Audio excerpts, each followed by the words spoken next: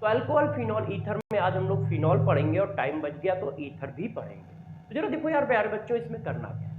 आपको अल्कोहल पूरा पढ़ा दिया गया है, अब हम फिनॉल पे आ गए। देखिए हम लोग पढ़ते चले जा रहे हैं, पढ़ते चले जा रहे हैं, पढ़ते चले जा रहे हैं, मगर क्या दिमाग में वो स्टोर भी है? क्यों? क्योंकि परफॉर्मेंस जो होता है वो स्टोर से आता है ना। मानो इस चीज को, आप एक एग्जांपल देता हूं, जरा समझिएगा। हम लोग क्लास 1 से लेके क्लास 10 तक हिस्ट्री पढ़ी, ज्योग्राफी पढ़ी है, बहुत सारी चीजें पढ़ी, मगर कितनी हिस्ट्री याद है हमें, कितनी ज्योग्राफी याद है हमें? हमें कौन सी चीज याद है? हमें वो सारी चीजें याद है जिनको हम बार बार प्रैक्टिस में लाते रहते हैं। इसी तरह यदि हम लगातार आपको पढ़ा रहे हैं तो ये आप पढ़ रहे हो, मगर यदि आपने उसको स्टोर ना किया तो इधर से जाएगा, इधर से निकल आएगा। कुछ दिनों बाद क्या होगा, आप उसमें बिल्कुल वही हाल होगा जो आज से 3 महीने पहले या 2 महीने पहले था। तो इस बात को जरा ध्यान रखिए कि वही हाल ना हो जो 2 महीने या 3 महीने पहले था। उसके लिए चीजों को रिवाइज भी करते हैं। आप लोग सोचते होंगे कि सर्वेश सर को पता नहीं क्या हो जाता है, वो यार रिवीजन पर बहुत फोकस कर रहे हैं। तो क्या ये दौड़े मुझे फिजिकल में पढ़ते थे? ये दौरे मुझे ऑर्गेनिक में ही क्यों पढ़ रहे हैं? ऑर्गेनिक में ही क्यों मैं हर दूसरी क्लास में इस बात पे फोकस करने को कहता हूं कि रिवीजन करो, रिवीजन करो? क्यों कह रहा हूं? कोई तो रीजन होगा ना यार। है रीजन क्या? अपना एक्सपीरियंस। जो 14-15 साल का हमारा एक्सपीरियंस है वो आपको दे रहा हूं कि विदाउट रिवीजन कुछ नहीं होगा। क्यों? क्योंकि ऑर्गेनिक में जब चैप्टर खुलते हैं तो उनमें बहुत सारे पॉइंट होते हैं। जब फिजिकल में चैप्टर खुलता है तो 6-7 पॉइंट होते हैं बस पूरे चैप्टर में। पूरे चैप्टर में 6-7-10 लॉजिकल कॉन्सेप्ट होते हैं जिनको हमको अप्लीकेशन बहुत सारे करने होते हैं। कॉन्सेप्ट कम होते हैं, अप्लीकेशन ज्यादा होते हैं। यहां पर कॉन्सेप्ट भी ज्यादा है, अप्लीकेशन भी ज्यादा है। और जब भी कोई कॉन्सेप्ट करोगे तो हो सकता है पहले वाले चैप्टर का कॉन्सेप्ट लग रहा हो और चल रहा हो लास्ट वाला चैप्टर। तो इसलिए सभी प्यारे बच्चों से रिक्वेस्ट है कि रिवीजन पर फोकस दें। जब तक ऑर्गेनिक चलती है तब तक आप 20-25 मिनट नोटबुक को जरूर रिवाइज करें। ऐसा नहीं है कि बस आप क्लास पढ़ते जा रहे हो, क्वेश्चन करते जा रहे हो, क्लास पढ़ते जा रहे हो, क्वेश्चन करते जाओ। इससे क्या होगा, पीछे की चीजें भूलते चले जाओगे। क्वेश्चन में एक्यूरेसी भी कम आएगी, गलत भी ज्यादा होंगे। ऑर्गेनिक के क्वेश्चन खतरनाक होते हैं, वो माइनस मार्किंग देते हैं। फिजिकल को क्वेश्चन माइनस मार्किंग कम देता है।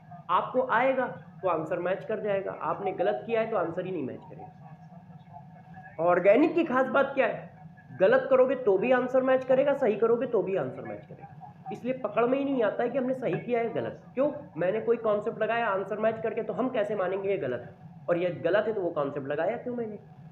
है तो यहां पर निगेटिव ज्यादा होते हैं। इसलिए ध्यान रखिएगा, रिवीजन ज्यादा होना चाहिए ऑर्गेनिक का, और इनऑर्गेनिक का रिवीजन ज्यादा होना चाहिए। आप हमेशा ध्यान रखो, हर सब्जेक्ट को और हर टॉपिक को पढ़ने के तरीके अलग अलग होते हैं। सेम तरीके से पढ़ोगे तो दिक्कत आएगी। है जैसे किसी भी चीज को पीने के, पानी जल्दी जल्दी पी जाते हो, चाय धीरे धीरे पीते हो, है ना, कॉफी भी धीरे धीरे पीते हो। उसी तरह से कोई शेक आता है, जूस आता है, वो तेजी से पी जाते हो। तो यार है तो वो लिक्विड ही, मगर उसके पीने के 10 तरीके हैं। अलग अलग लिक्विड को अलग अलग तरीके से पिया जाता है। मानते हो कि नहीं?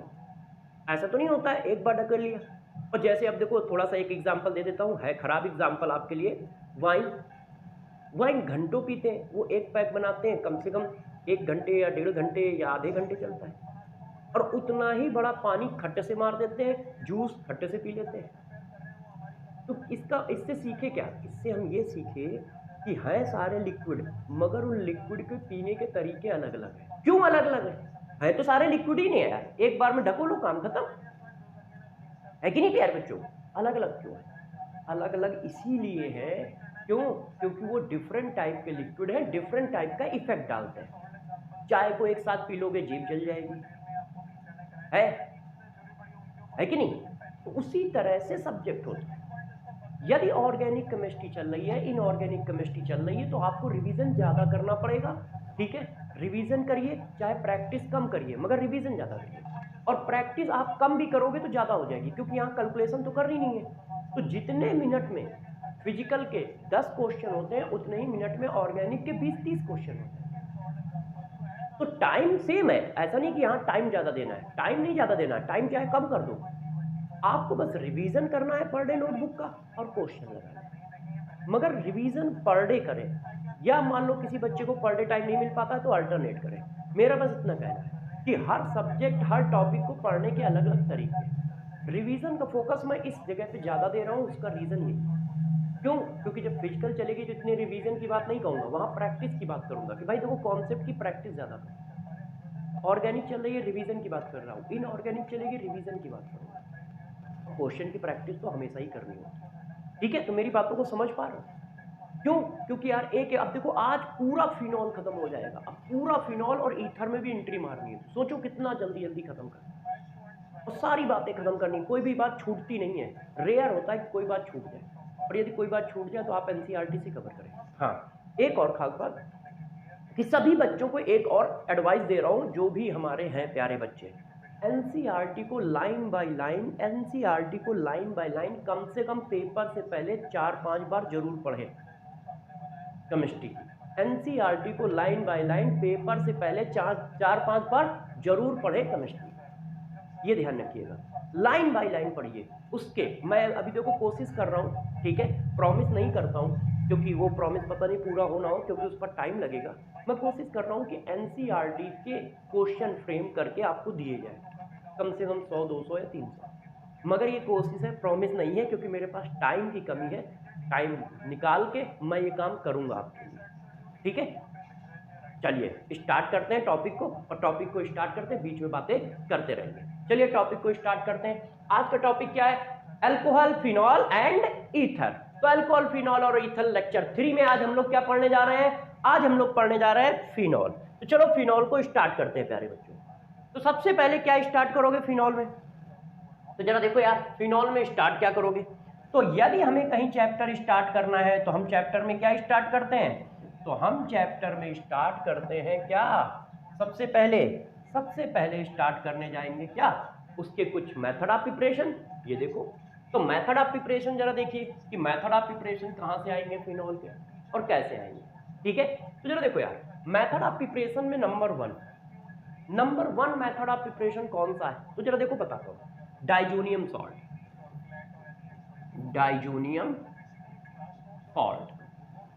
हम डाइजोनियम सॉल्ट से मेथड ऑफ प्रिपरेशन सीख रहे हैं कि यार डाइजोनियम सॉल्ट से कैसे बनाओगे। तो जरा बताना, मेरे पास मैंने आपको पढ़ाया था कि यदि हमारे पास कहीं पर प्राइमरी अमीन है, आई थिंक लास्ट क्लास मतलब कल की क्लास में ही पढ़ाया है, और यदि इसमें हम HNO2 डाल देते हैं, HNO2 अनस्टेबल होता है तो आप HNO2 डालो, या इसकी जगह पे क्या डालो, NaNO2HCl, है कि नहीं।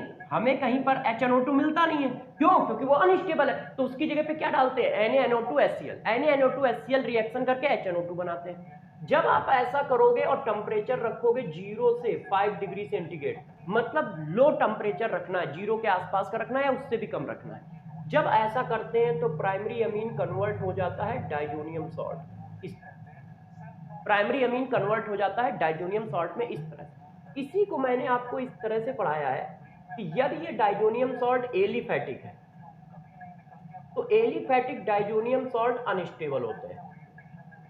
एलिफैटिक डाइजोनियम सॉल्ट अनस्टेबल होते हैं 0 डिग्री पर भी, मगर एरोमेटिक डाइजोनियम सॉल्ट जो होते हैं वो प्यारे बच्चों क्या होते हैं? स्टेबल होते हैं 0 डिग्री सेंटीग्रेड के आसपास, स्टेबल एट 0 डिग्री सेंटीग्रेड के आसपास, ऐसे। तो डाइजोनियम सॉल्ट की तो कहानी ये आई। अब क्या होता है कि एलिफैटिक हुआ तो अनस्टेबल है, इसको मैं छोड़ देता हूं क्योंकि आज फिनॉल बनाना है। तो हमने क्या पकड़ा? एरोमेटिक वाला पकड़ा। एरोमेटिक डाइजोनियम सॉल्ट क्या करेंगे जरा बताता हूं। देखो ये एरोमेटिक डाइजोनियम सॉल्ट है ऐसे, और एरोमेटिक डाइजोनियम सॉल्ट को जैसे ही आप हल्का सा हीट करते हो तो ये क्या करता है? ये प्यारे बच्चों तुरंत कार्बोकैटायन या फ्री रेडिकल में चेंज हो जाता है। या तो ये ऐसे चेंज होगा या ऐसे चेंज होगा, मतलब मैं एक एक करके लिख देता हूं, ऐसे या फिर ऐसे, क्योंकि हो सकता है वहां पे समझने में दिक्कत आएगी।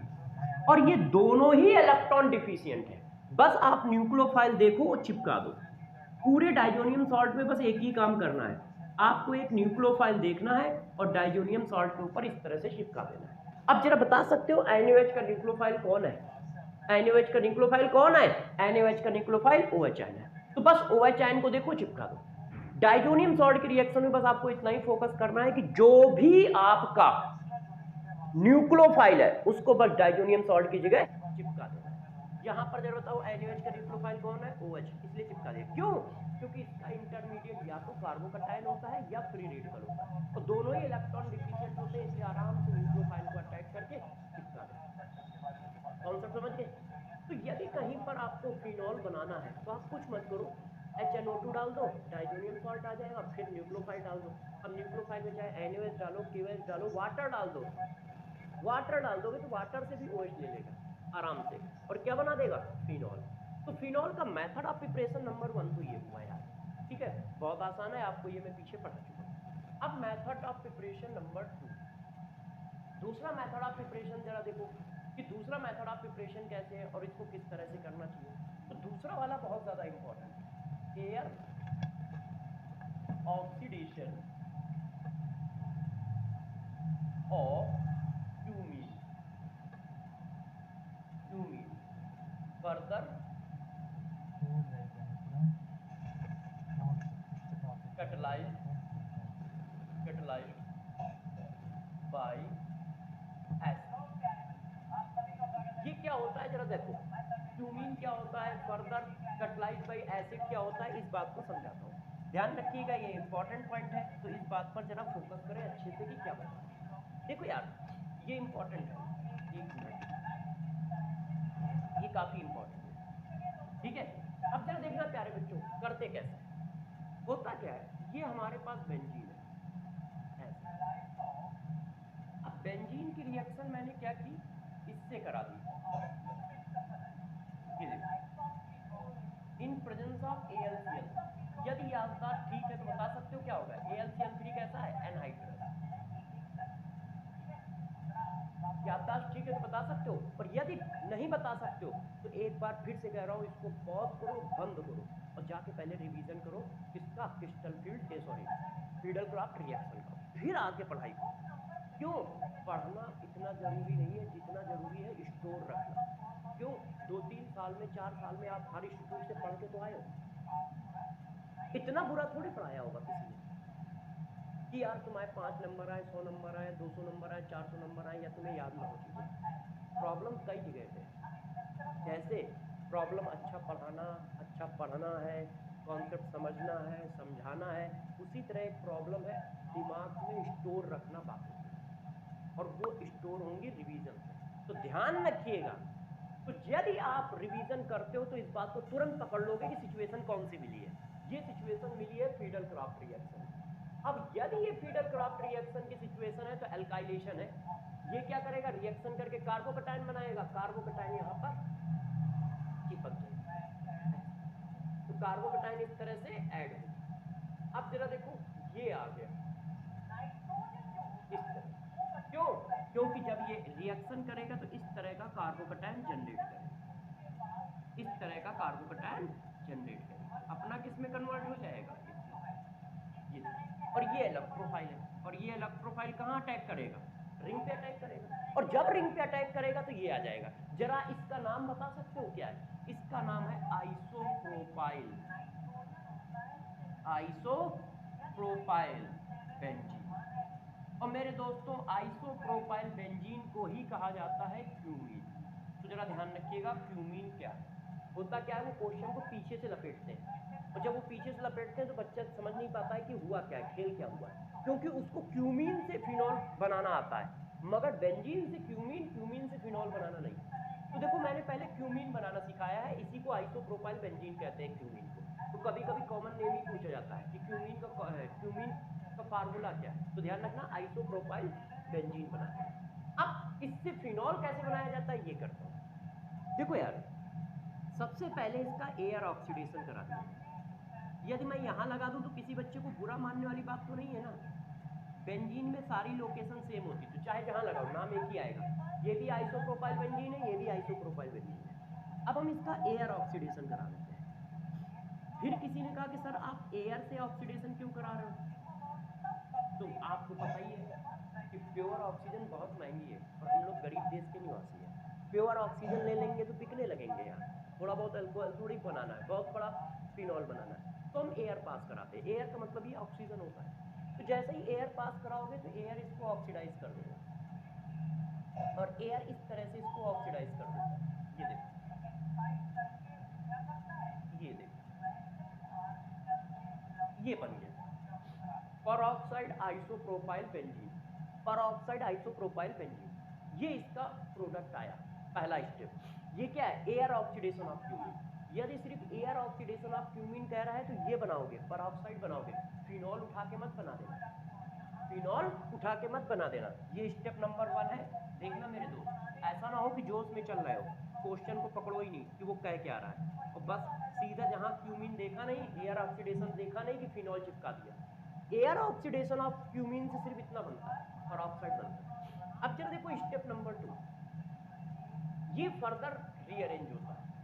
अब स्टेप नंबर 2 में हम लोग क्या करते हैं, इसको एसिड कटलाइज कराते हैं, मतलब इसमें एसिड डालते हैं। ये जो हमारे पास परऑक्साइड आया है क्यूमीन का या आइसोप्रोपाइल का, ये इसमें अब हम डालते हैं क्या, एसिड। एसिड में आप कंसंट्रेट H2SO4 ले सकते हो, ऐसी कोई दिक्कत नहीं। तो जब एसिड कटलाइज डालते हो तो देखो ये ऐसे आ जाए, समझ गए होगे क्या होना है। प्रोटॉन डालोगे तो कहाँ अटैक करेगा, ऑक्सीजन पे। अब बताओ कौन से ऑक्सीजन पे अटैक करेगा, जिस पे आसान होगा। इसके बगल में तो भाई बड़े बड़े लोग खड़े हैं, बल्कि ग्रुप है, अटैक करने नहीं देंगे, तो इसी ऑक्सीजन पे होगा। तो इस तरह से प्रोटोनेशन हो जाएगा, ऐसा नहीं। अब आपको पता है कि यदि ऑक्सीजन पे 3 बॉन्ड बन गए तो ऑक्सीजन झटपटाने लगता है कि हमारी बैलेंसी 2 है, तुम 3 बॉन्ड बना रहे हो, ऊपर से प्लस आ गया है, तो हम तो बहुत अनस्टेबल हो गए, तुरंत हमें ब्रेक कराओ, ऐसे ब्रेक। अब जब ब्रेक होगा तो एक साथ काम होता है, देखिए ये ब्रेक होगा और ये ऐसे शिफ्ट करेगा। तो जब ये ब्रेक और शिफ्ट एक साथ होगा तो ये ऐसे आ जाएगा, ये देखो वो ब्रेक हो रहा है और ऑक्सीजन इस पर शिफ्ट हो जाएगा, तो ये ऐसे आ जाएगा और इस कार्बन पे प्लस आ जाएगा। और समझिएगा भाई, ये क्या हो गया, ये हमारा यहाँ चला गया तो यहाँ पे प्लस आ जाएगा, ठीक है। और ये अब इस पर वाटर अटैक करेगा।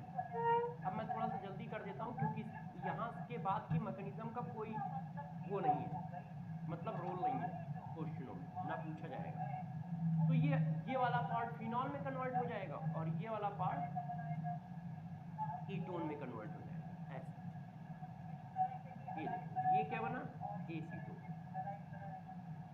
ऐसे। देखो ये एयर ऑक्सीडेशन ऑफ क्यूमीन है और प्रोडक्ट हमारे क्या क्या बनते हैं, ये बनते हैं। गौर से जरा बात को समझिएगा।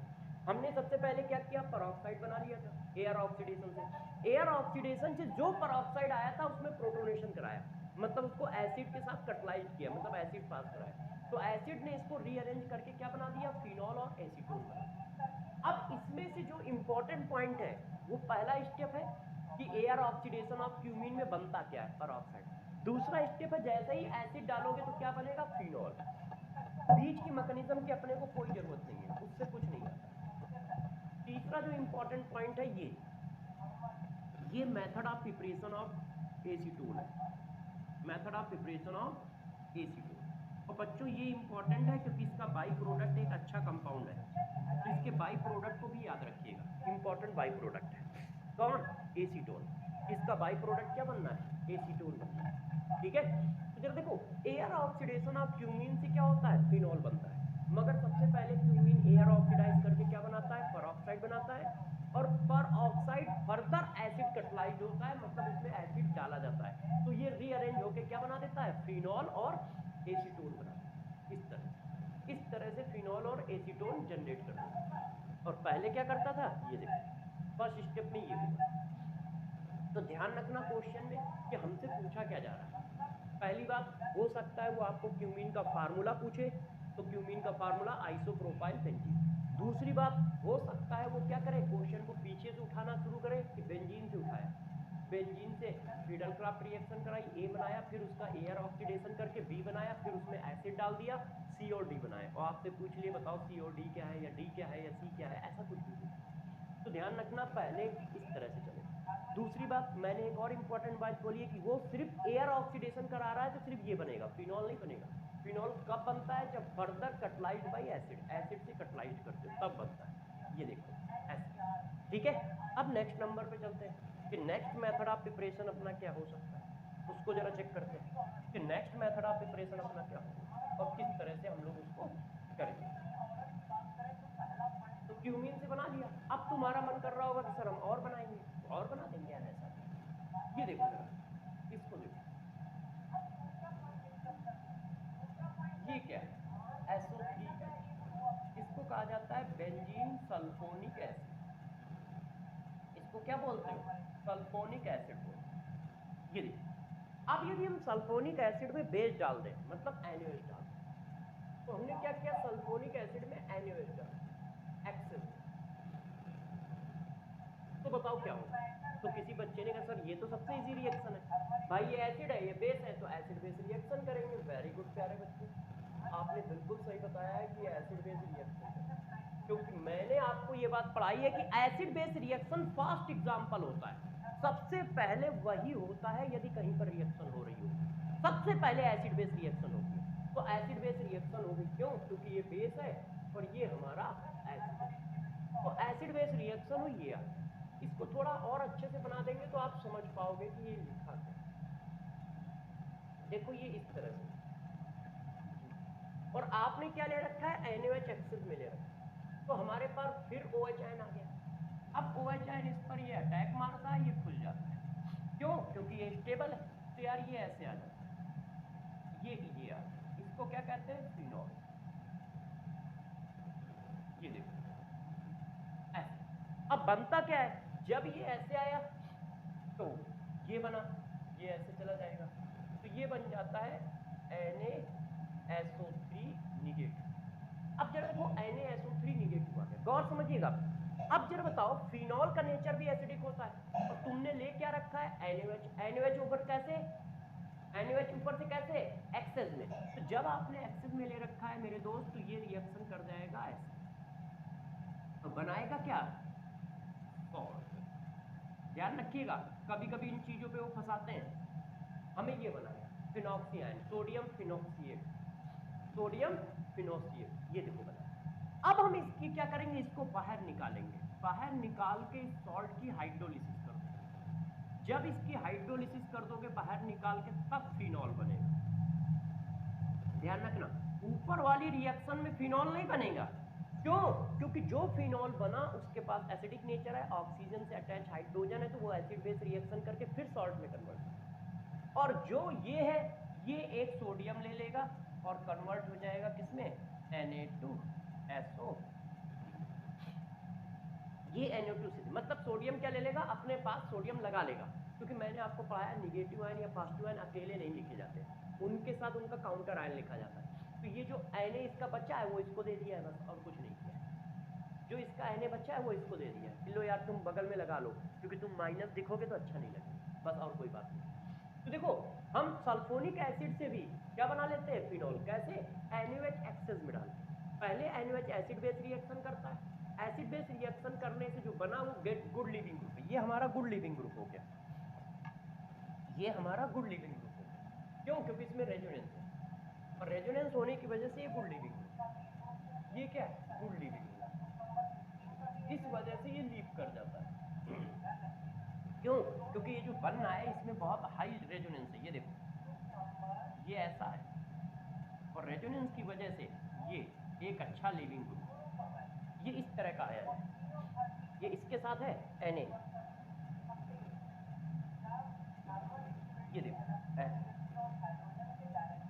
ये एक और लगा दो। एक मिनट प्यारे बच्चों, जरा ये वाला बॉन्ड हटा दें यार, है कि नहीं? ऐसे, तो ये क्या है? तो ये तो बहुत अच्छा लिविंग ग्रुप है, क्यों? रेजोनेंस है यार, और रेजोनेंस से तो स्टेबलाइज करेगा, स्टेबलाइज कर रहा है इसीलिए तेजी से रिएक्शन होगा। तो क्या है? फिनॉल आप सल्फोनिक एसिड से भी बना सकते हो, बेस डाल के। बेस कौन? NaOH। NaOH डाल के आप बना सकते हो इस तरह से, ठीक है कि नहीं? देखो आराम से बन गया।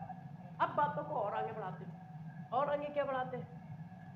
मेथड ऑफ प्रिपरेशन में और आते हैं। तो देखो, आपने क्यूमीन से बना लिया, आपने डाइजोनियम सॉल्ट से बना लिया, आपने किससे बना लिया?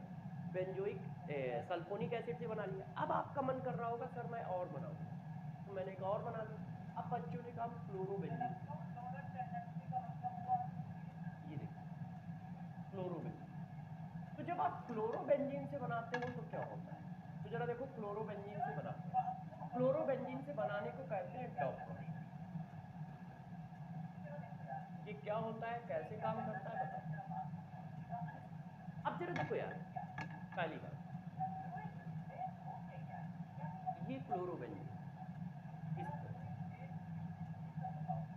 मैंने आपको एक बात पढ़ाई है कि fluorobenzene SN1 and SN2 reaction नहीं देते, है ना, ध्यान है, नहीं देते। मैंने ये बात पढ़ाई थी, यदि आपको याद हो तो यार फ्लोरोबेंजीन SN1 SN2 रिएक्शन नहीं देता है, समझे, मगर नोट हाई टेम्परेचर पे ये देता है, at high temperature and high pressure fluorobenzene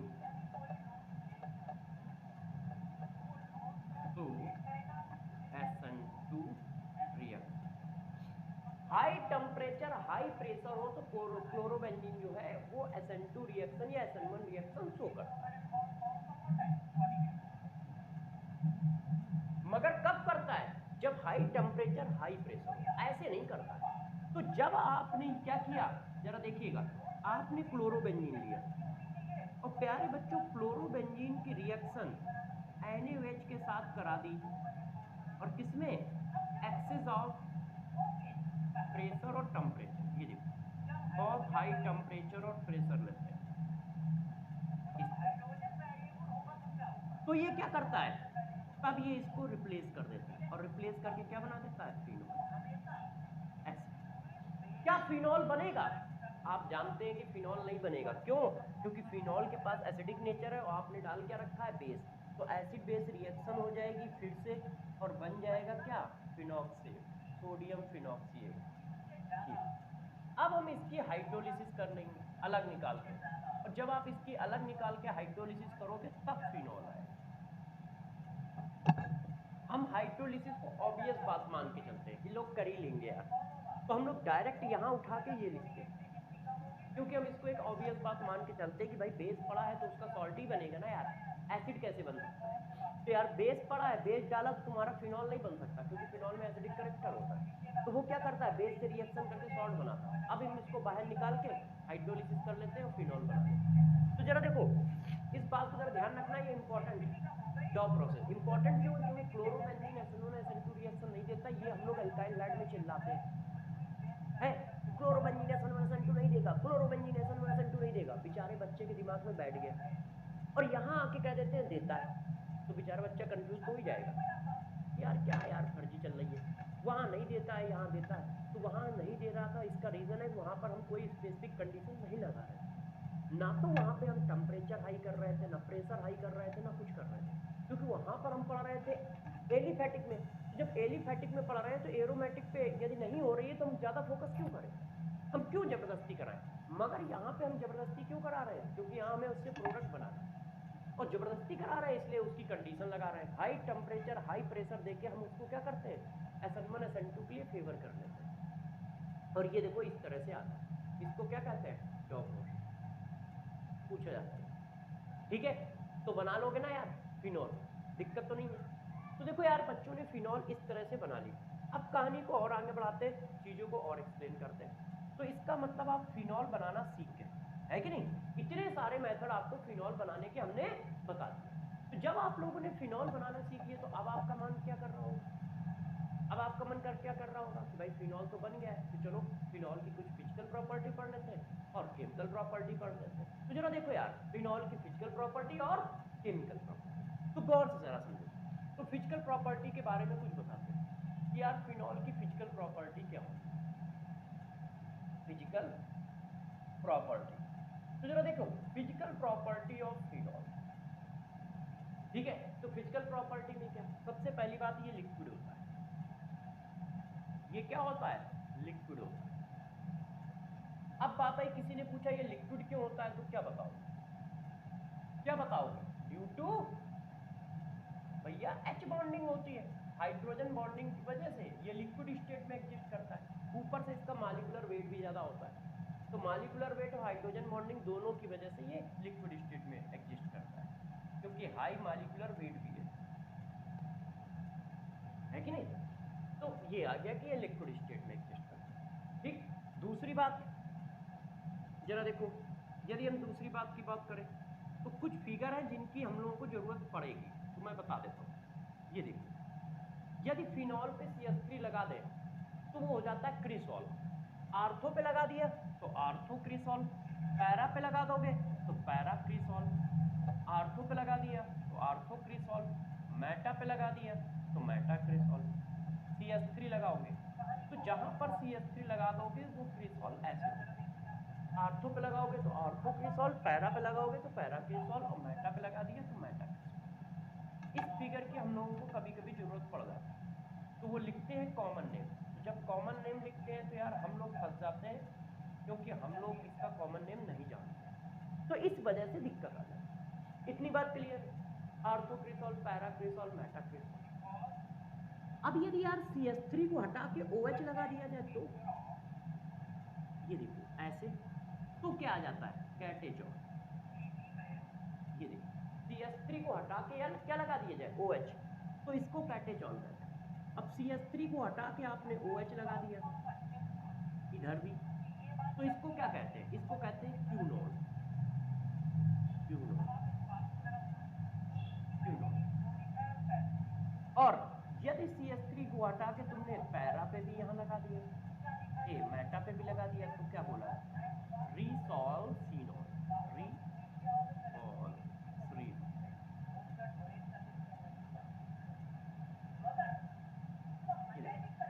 रिसॉल्सिनोन। ये देखो, तो ये इनके नाम है कुछ, तो कॉमन नेम की जरूरत पड़ सकती है। तो जब हम अब क्या करते हैं, आर्थो पैरा मेटा पे CH3 लगाते हैं तो एक ही नाम होता है क्रिसॉल, बस उसके आगे आर्थो पैरा मेटा लगा देते हैं। मगर जब OH लगाते हैं तो तीन नाम होते हैं। आर्थो वाले को आप कैटेचॉल कहते हो, पैरा वाले को क्यूनॉल कहते हो, और मेटा वाले को रिसॉल्सिनॉल कहते हो। रिसॉल्सिनॉल कहते हो। ये देखो, तो जरा ध्यान रखिएगा, जब OH लगेगा तो अलग अलग नाम आएंगे, और जब CH3 लगेगा तो एक ही नाम आएगा, बस आर्थो पैरा करके हम काम चला लेंगे। ठीक है? अब जरा देखो यार, अच्छा ये नेम रिएक्शन आने के लिए बहुत तड़प रही है ना? बार बार आ जाती है जैसे ही मैं क्लिक करता हूँ। वैसे ये इंपॉर्टेंट नेम रिएक्शन है, राइमर टाइमर नेम रिएक्शन पढ़ेंगे, मगर उससे पहले एक और इंपॉर्टेंट पॉइंट पढ़ेंगे, क्या?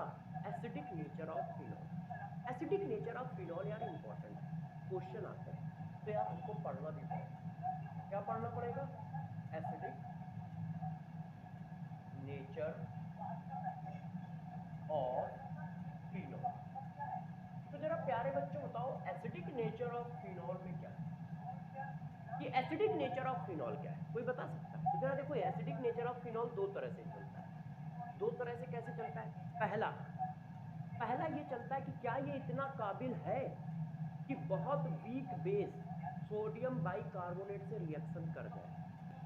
भाई एसिडिक नेचर है, तो यदि एसिडिक नेचर है इसके पास, तो ये क्या इतना काबिल है कि बहुत वीक बेस से भी रिएक्शन कर जाए, जैसे अमोनिया है, सोडियम बाइकार्बोनेट है, सोडियम कार्बोनेट है, इनसे। तो जरा एक एक करके बातों को समझते हैं, ठीक है? ध्यान दीजिए। सबसे पहले फिनॉल के बारे में थोड़ा बताते हैं। देखो यार, ये फिनॉल ऐसे, यदि हम इसमें प्रोटॉन को निकाल दें, तो जब आप प्रोटॉन निकालोगे तो ये आएगा, ये ऐसे, और इसको बोलते हैं फिनॉक्सियान। इसको क्या बोलते हैं प्यारे बच्चों? फिनॉक्सियान। और ये क्या होता है? ये होता है हमारा फिनॉल। तो फिनॉल से प्रोटॉन निकालने पर फिनॉक्सियान बनता है। तो अब जरा देखते हैं कि क्या फिनॉक्सियान स्टेबल है। तो जरा देखिए दोस्त, फिनॉक्सियान फिनॉल से भी ज्यादा स्टेबल होता है। जब फिनॉल रेजोनेंस करता है तो ये स्ट्रक्चर आता है।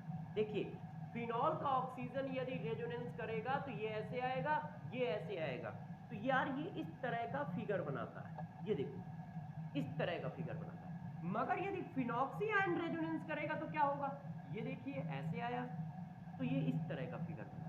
अब मेरे प्यारे बच्चों जरा मेरे को बताना कि दोनों में स्टेबल कौन ज्यादा है। ये देखो ये बना रहा है। अब इसमें देखो इसमें प्रॉब्लम क्या है, रेजोनेंस तो दोनों में सेम है मगर इसमें ऑक्सीजन पे प्लस है और इसका ऑक्सीजन न्यूट्रल है। तो phenoxy ion is more stable than phenol. Phenol से ज्यादा स्टेबल है phenoxy ion due to resonance. तो जब ये वाला फिगर स्टेबल होता है और स्टेबलाइज कर रहा होता है तो इक्विलिब्रियम फॉरवर्ड डायरेक्शन में शिफ्ट होता है और फिनॉल एज ए एसिड काम करता है। फिनॉल में एसिडिक करेक्टर आ जाता है जबकि अल्कोहल में नहीं आता है। तो फिनॉल का एसिडिक करेक्टर क्यों होता है, क्योंकि फिनॉक्सी आयन बहुत स्टेबल है। ये देखो उसका रेजोनेंस ज्यादा फेरेबल है इन कंपेयर टू फिनॉल, जबकि फिनॉल न्यूट्रल है। तो फिनॉक्सी आयन स्टेबलाइज करता है, इसी वजह से फिनॉल इजीली प्रोटॉन देता है। फिनॉल इजीली प्रोटॉन देता है। अब प्रॉब्लम ये है कि क्या फिनॉल इतना कैपेबल है कि सोडियम बाइकार्बोनेट से रिएक्शन कर सके। तो जरा देखो गौर से देखिएगा, नोट डाल के बातें कर रहा हूं क्योंकि ये इंपॉर्टेंट है, पेपर में आता है। देखो यार नोट, यदि फिनॉल की रिएक्शन हम सोडियम बाइकार्बोनेट से कराएं, ये देखो तो ये रिएक्शन आए, ये इसको प्रोटॉन दे देगा, सॉरी ऐसे, और बना क्या लेगा ये। और सभी बच्चे जानते हैं कि ये अनस्टेबल होता है, कार्बोनिक एसिड तुरंत ब्रेक हो जाता है इससे। ये क्या है, कार्बोनिक एसिड ऐसे। तो अब मेरी बातों को जरा गौर से सुनते रहिएगा और समझते रहिएगा कि मैं क्या कह रहा हूं। देखो यार इस रिएक्शन को जरा समझो, ये रिएक्शन हो रही है एसिड बेस। अब यहां पर भी ये एसिड और ये उसका कॉन्जुगेट बेस। तो जरा देखो यार वीक बेस होता है, तो जरा ध्यान दीजिएगा। तो क्या ये रिएक्शन फॉरवर्ड डायरेक्शन में शिफ्ट होती है, तो नहीं। फिनॉल जो होता है सोडियम बाइकार्बोनेट से रिएक्शन करके कार्बन डाइऑक्साइड की इफरवेसेंस रिलीज नहीं करता है। फिनॉल जो होता है सोडियम बाइकार्बोनेट से रिएक्शन करके कार्बन डाइऑक्साइड की इफरवेसेंस रिलीज नहीं करता। क्यों नहीं करता है, क्योंकि फिनॉल जो है वो कम एसिडिक है किससे, कार्बोनिक एसिड, इसलिए इक्विलिब्रियम बैकवर्ड डायरेक्शन में रहता है, फॉरवर्ड डायरेक्शन में नहीं रहता है। इक्विलिब्रियम किधर रहता है, बैकवर्ड डायरेक्शन में। तो जरा गौर समझिए, phenol does not react with sodium bicarbonate, ठीक है, sodium bicarbonate because phenol is less acidic than carbonic acid. ये देखो तो फिनॉल जो है कार्बोनिक एसिड से कम एसिडिक होता है, जिसकी वजह से इक्विलिब्रियम बैकवर्ड डायरेक्शन में शिफ्ट होता है और कार्बन डाइऑक्साइड की इफरवेसेंस रिलीज नहीं होती। कार्बन डाइऑक्साइड की इफरवेसेंस रिलीज नहीं होती क्योंकि ऐसे पूछा जाता है इनमें से कौन सा फिनॉल डेरिवेटिव सोडियम बाइकार्बोनेट के एक्वस सॉल्यूशन से रिएक्शन करके कार्बन डाइऑक्साइड की इफरवेसेंस रिलीज करेगा। तो फिनॉल नहीं करेगा है, क्यों नहीं करेगा, क्योंकि इक्विलिब्रियम बैकवर्ड डायरेक्शन में। कहानी को थोड़ा और बढ़ा, फिनॉल के पास ऑप्शन होते हैं अपनी एसिडिक स्ट्रेंथ कम या ज्यादा करने के। फिनॉल के पास ऑप्शन होते हैं अपनी एसिडिक स्ट्रेंथ कम या ज्यादा करने के। बच्चे ने कहा यार ये क्या कह रहे हो सर, मैंने कहा यार ये तो तुम सबसे पहले जीओसी में ही सॉल्व करके आए। यदि हम इस पर मैटर डायरेक्टिंग ग्रुप बढ़ाते रहे तो एसिडिक स्ट्रेंथ बढ़ती रहेगी, है कि नहीं। देखो कैसे, अगले पेज पे चलते हैं। यदि हम फिनॉल पे देखिएगा क्या, यदि हम फिनॉल पे मैटर डायरेक्टिंग ग्रुप बढ़ाएंगे, जैसे ये हमने इस पे क्या किया, NO2 लगा ऐसे। तो NO2 क्या होता है, NO2 होता है माइनस आई इफेक्ट और माइनस एम इफेक्ट। यही तो होता है NO2 का। अब जरा यदि minus M effect minus I effect है, तो जरा ये बताओ ये कैसे काम करेगा?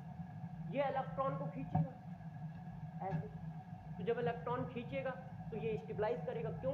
जितने भी एसिड होते हैं वो प्रोटॉन लूज करने के बाद कैसा चार्ज बना रहे होते हैं? माइनस। तो मैंने आपको क्या पढ़ाया था कि जब ये माइनस चार्ज बना रहे होते हैं तो तुम इनको क्या मान के चलो? तुम इनको माइनस मान के चलो। तुम ये मानो कि यहाँ पर माइनस चार्ज इस तरह। और जब प्यारे बच्चों यहाँ पर माइनस चार्ज है तो जरा बताओ क्या करेगा? माइनस चार्ज को माइनस आई इफेक्ट वाले स्टेबलाइज करते हैं। क्यों? माइनस चार्ज को खींच लोगे, चार्ज कम हो जाएगा, स्टेबिलिटी बढ़ जाएगी। तो इसका मतलब यदि मैं एसिडिक स्ट्रेंथ की बात करूं, एसिडिक स्ट्रेंथ ऑफ फिनॉल, तो यदि मैं एसिडिक स्ट्रेंथ की बात करूं तो माइनस आई इफेक्ट जितना ज्यादा, एसिडिक स्ट्रेंथ उतनी ज्यादा। अब माइनस एम इफेक्ट की बात करूं, माइनस एम इफेक्ट क्या करते हैं? वो भी इलेक्ट्रॉन को खींचते हैं। वो भी क्या करते हैं? इलेक्ट्रॉन को खींच लेते हैं बेंजीन से। क्यों? जिनके पास माइनस आई इफेक्ट होगा वो प्लस चार्ज डिस्ट्रीब्यूट करते हैं ना, ये ऐसे। माइनस एम इफेक्ट वाले क्या करते हैं? इलेक्ट्रॉन ऊपर लाते हैं। ऐसा होता है ना NO2 का, इधर लिख के दिखा देता हूं। Na2 का इस तरह से चलेगा ना, देखो ये ऐसे, ये ऐसे। तो ये क्या कर रहा है? बेंजीन रिंग का इलेक्ट्रॉन क्लाउड अपनी ओर खींच रहा है, ये देखो। तो ये भी क्या करता है? बेंजीन रिंग का यदि इलेक्ट्रॉन क्लाउड अपनी ओर खींच लेगा तो चार्ज कम हो जाएगा, चार्ज कम हो जाएगा तो स्टेबिलिटी बढ़ जाएगी, क्योंकि यहाँ कैसा चार्ज है? Minus charge. और माइनस एम इफेक्ट वाला क्या करेगा? माइनस चार्ज को खींचेगा तो स्टेबिलिटी बढ़ जाएगी, तो स्टेबिलिटी बढ़ गई तो एसिडिक स्ट्रेंथ बढ़ गई। तो minus I effect minus M effect stability को बढ़ाएंगे, मतलब एसिडिक स्ट्रेंथ को बढ़ाएंगे। अब यदि ये लिखा है तो तुम समझ गए होगे, अपोजिट क्या करेंगे? कम करेंगे, ये बात। तो फिनॉल की एसिडिक स्ट्रेंथ कौन बढ़ाएगा? माइनस आई इफेक्ट वाला बढ़ाएगा और माइनस एम इफेक्ट वाला बढ़ाएगा, ये देखो। तो इसका मतलब जैसे जैसे मेटा डायरेक्टिंग ग्रुप लगाते चले जाएंगे वैसे वैसे फिनॉल की एसिडिक स्ट्रेंथ बढ़ती चली जाएगी। और जब फिनॉल की एसिडिक स्ट्रेंथ बढ़ती चली जाएगी, पीछे आता हूं, जब फिनॉल की एसिडिक स्ट्रेंथ बढ़ती चली जाएगी तो एक समय तो ऐसा आएगा कि ये कार्बोनिक एसिड से ज्यादा एसिडिक हो जाएगा। और जब ये कार्बोनिक एसिड से ज्यादा एसिडिक हो जाएगा तो इक्विलिब्रियम फॉरवर्ड डायरेक्शन में शिफ्ट हो जाएगी। इसका मतलब है फिनॉल रिएक्शन नहीं करता सोडियम बाइकार्बोनेट से, मगर कोई और कर सकता है। तो कौन कर सकता है? तो जरा समझो, नोट नंबर 2, फिनॉल और मोनो सब्स्टिट्यूटेड फिनॉल, फिनॉल ये जो होते हैं सोडियम बाइकार्बोनेट से रिएक्शन करके कार्बन डाइऑक्साइड गैस, मतलब effervescence of carbon dioxide gas नहीं निकालते। मगर यदि आपने ऐसा कर दिया, गौर सुनिए, डाई और ट्राई सब्स्टिट्यूटेड फिनॉल, और ड्राई और ट्राई सब्स्टिट्यूटेड जो फिनॉल है वो कौन से हैं? Meta directing group. ये माइनस एम इफेक्ट वाले होने चाहिए, minus M effect group. Di और ट्राई सब्स्टिट्यूटेड फिनॉल जब रिएक्शन करता है इससे तो वो रिएक्शन हो जाती है। क्यों? क्योंकि एसिडिक स्ट्रेंथ अब बढ़ जाती है, ये रिएक्शन फिर से। तो मोनो सब्स्टिट्यूटेड फिनॉल नहीं करेगा और फिनॉल नहीं करेगा, मगर डाई और ट्राई सब्स्टिट्यूटेड फिनॉल करेंगे। मगर वो फिनॉल कैसा होना चाहिए? माइनस एम इफेक्ट वाला होना चाहिए। प्लस एम इफेक्ट वाला लगा दिया, वो तो एसिडिक स्ट्रेंथ को और कम कर रहा है।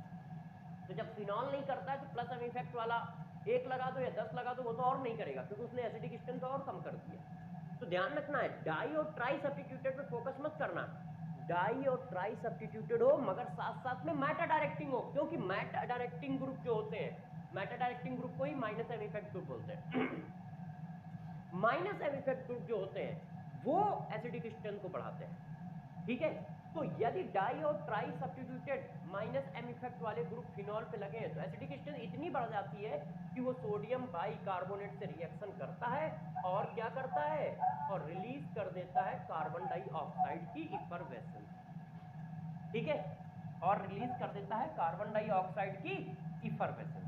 तो इतनी बात समझ में आ गई? ये पॉइंट याद रहेगा, एक आपको ये पॉइंट याद रखना है, ठीक है। अच्छे से। और एक और बोल दो, उसको भी याद। और कौन है जो सोडियम बाइकार्बोनेट से फ्रीक्वेंटली रिएक्शन कर जाएगा? तो जरा देखो और कौन है। किसी भी तरह का कार्बोक्सिलिक एसिड,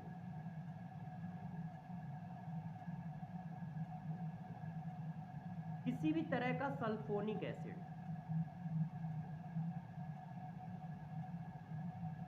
किसी भी तरह का inorganic acid,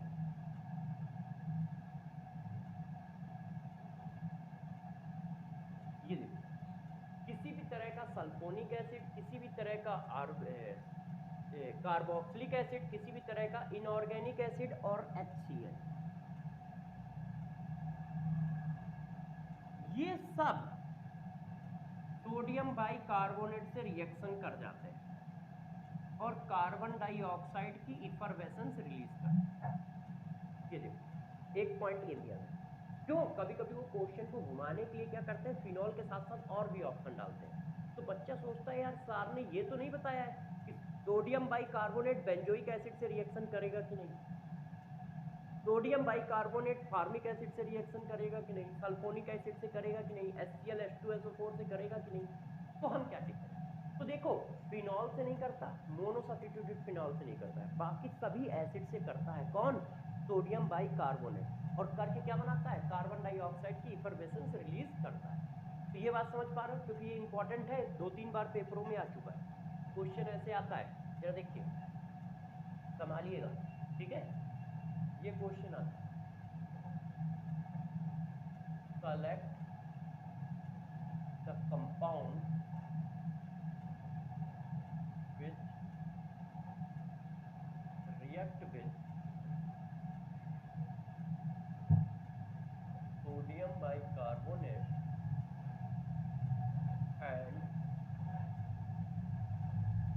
release effervescence of carbon dioxide gas।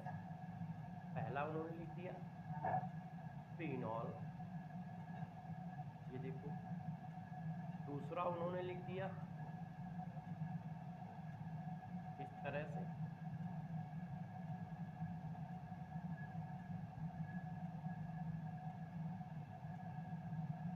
ये देखो। और तीसरा उन्होंने लिख दिया इस तरह से।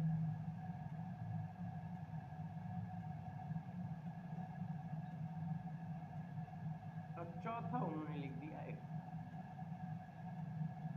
अब बताइए कौन आंसर हो सकता है? ये क्वेश्चन को अच्छे से पढ़ो। Select the compound which react with sodium bicarbonate and release carbon dioxide. तो कार्बन डाइऑक्साइड कौन कौन रिलीज कर सकता है? ये क्या है? ये फिनॉल है। ये कर सकता है? नहीं। क्यों? सोडियम बाइकार्बोनेट से कौन रिएक्शन नहीं करेगा? फिनॉल रिएक्शन नहीं करेगा। कौन नहीं रिएक्शन करेगा? मोनो सब्स्टिट्यूटेड फिनॉल रिएक्शन नहीं करेगा। अब ये भी डाई सब्स्टिट्यूटेड है, ये भी पॉली सब्स्टिट्यूटेड है, मगर ये कौन से ग्रुप है? ये प्लस एम इफेक्ट वाले ग्रुप है। ध्यान है, हाइपर कॉन्जुगेशन से बताते हैं कि आर्थो पैराडाइक्टी है। ये रेजोनेंस से नहीं आता है, इनमें मेजोमेरिक इफेक्ट नहीं होता है, ये इसलिए ऐसे नहीं। ये देखो, तो ये क्या है? ये सब किस तरह के ग्रुप है? ये सब इलेक्ट्रॉन डोनेटिंग ग्रुप है। और इलेक्ट्रॉन डोनेटिंग ग्रुप तो एसिडिक स्ट्रेंथ को कम कर देते हैं, इसकी एसिडिक स्ट्रेंथ तो फिनॉल से भी कम है। तो ये करेगा। क्यों? डाई सब्स्टिट्यूटेड होना चाहिए। कैसा डाई सब्स्टिट्यूटेड होना चाहिए? तो ये डाई सब्स्टिट्यूटेड भी है और साथ साथ में एम इफेक्ट है, माइनस एम इफेक्ट वाले ग्रुप है, तो ये कर जाएगा। तो इस तरह के क्वेश्चन आते हैं, ठीक है। इस तरह के क्वेश्चन आते हैं, इनको कर लोगे। बात को समझ पा रहे हो कैसे करना है? क्लियर? अब जरा देखो यार, अब और आगे चलते हैं। जब इतनी बात क्लियर हो गई है तो अब हम लोग चलते हैं केमिकल प्रॉपर्टी। तो जरा देखो, अब डिस्कस करते हैं chemical property of phenol. Chemical property of phenol. Phenol की केमिकल प्रॉपर्टी की बात करते हैं। तो जरा देखो, फिनॉल के पास क्या क्या है। जब भी मैं केमिकल प्रॉपर्टी पढ़ाता हूं तो आप लोगों को ध्यान होगा, मैं एक बात बताता हूं, ठीक है। वो क्या?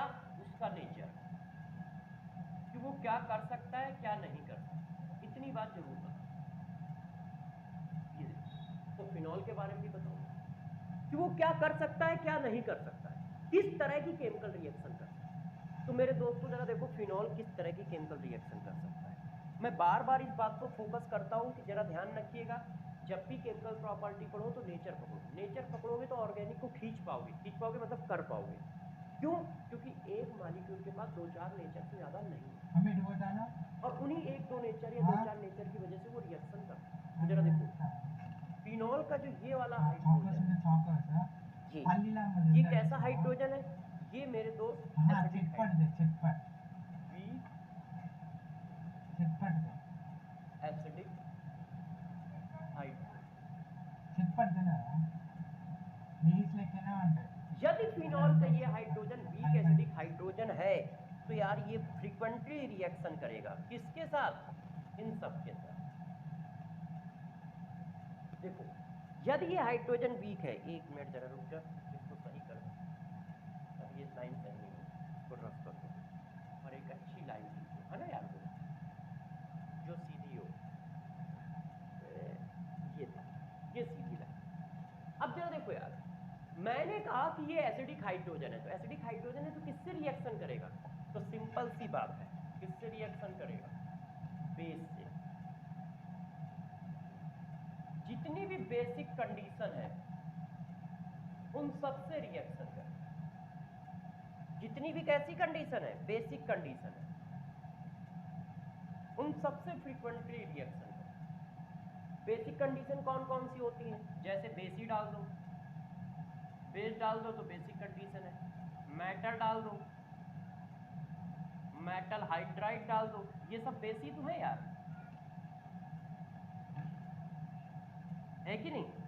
ऑर्गेनो मेटेलिक कंपाउंड डाल दो, ऑर्गेनो मेटेलिक कंपाउंड।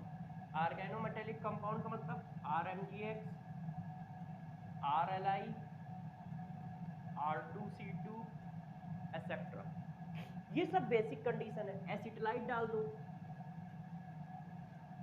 ये देखो ये एसिटिलाइट है। तो ये सब बेसिक कंडीशन, और ये सब एसिड बेस रिएक्शन करेंगे ऊपर से बहुत आराम से। इनकी सबकी बेसिक इतनी होती है कि आराम से हाइड्रोजन से रिएक्शन। तो एक तो इसके पास हाइड्रोजन है जिससे इसकी रिएक्शन हो सकती है। दूसरा इसके पास क्या है, जरा समझो कि दूसरा इसके पास हथियार क्या है जिससे ये रिएक्शन कर सकता है। तो दूसरा हथियार ये लोन पेयर, लोन पेयर। और लोन पेयर होने की वजह से ये क्या होता है, ये न्यूक्लियोफाइल होता है। तो ये न्यूक्लियोफाइल की तरह भी रिएक्शन करता है। दूसरा हथियार क्या है कि ये न्यूक्लियोफाइल हो सकता है, क्यों? क्योंकि इसके पास लोन पेयर। तीसरा तीसरा हथियार है ये रिंग। रिंग होने की वजह से ये रिएक्शन करता है aromatic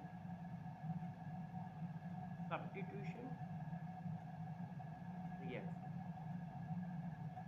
aromatic substitution reaction, ASSN reaction, इसको ये बोलते हैं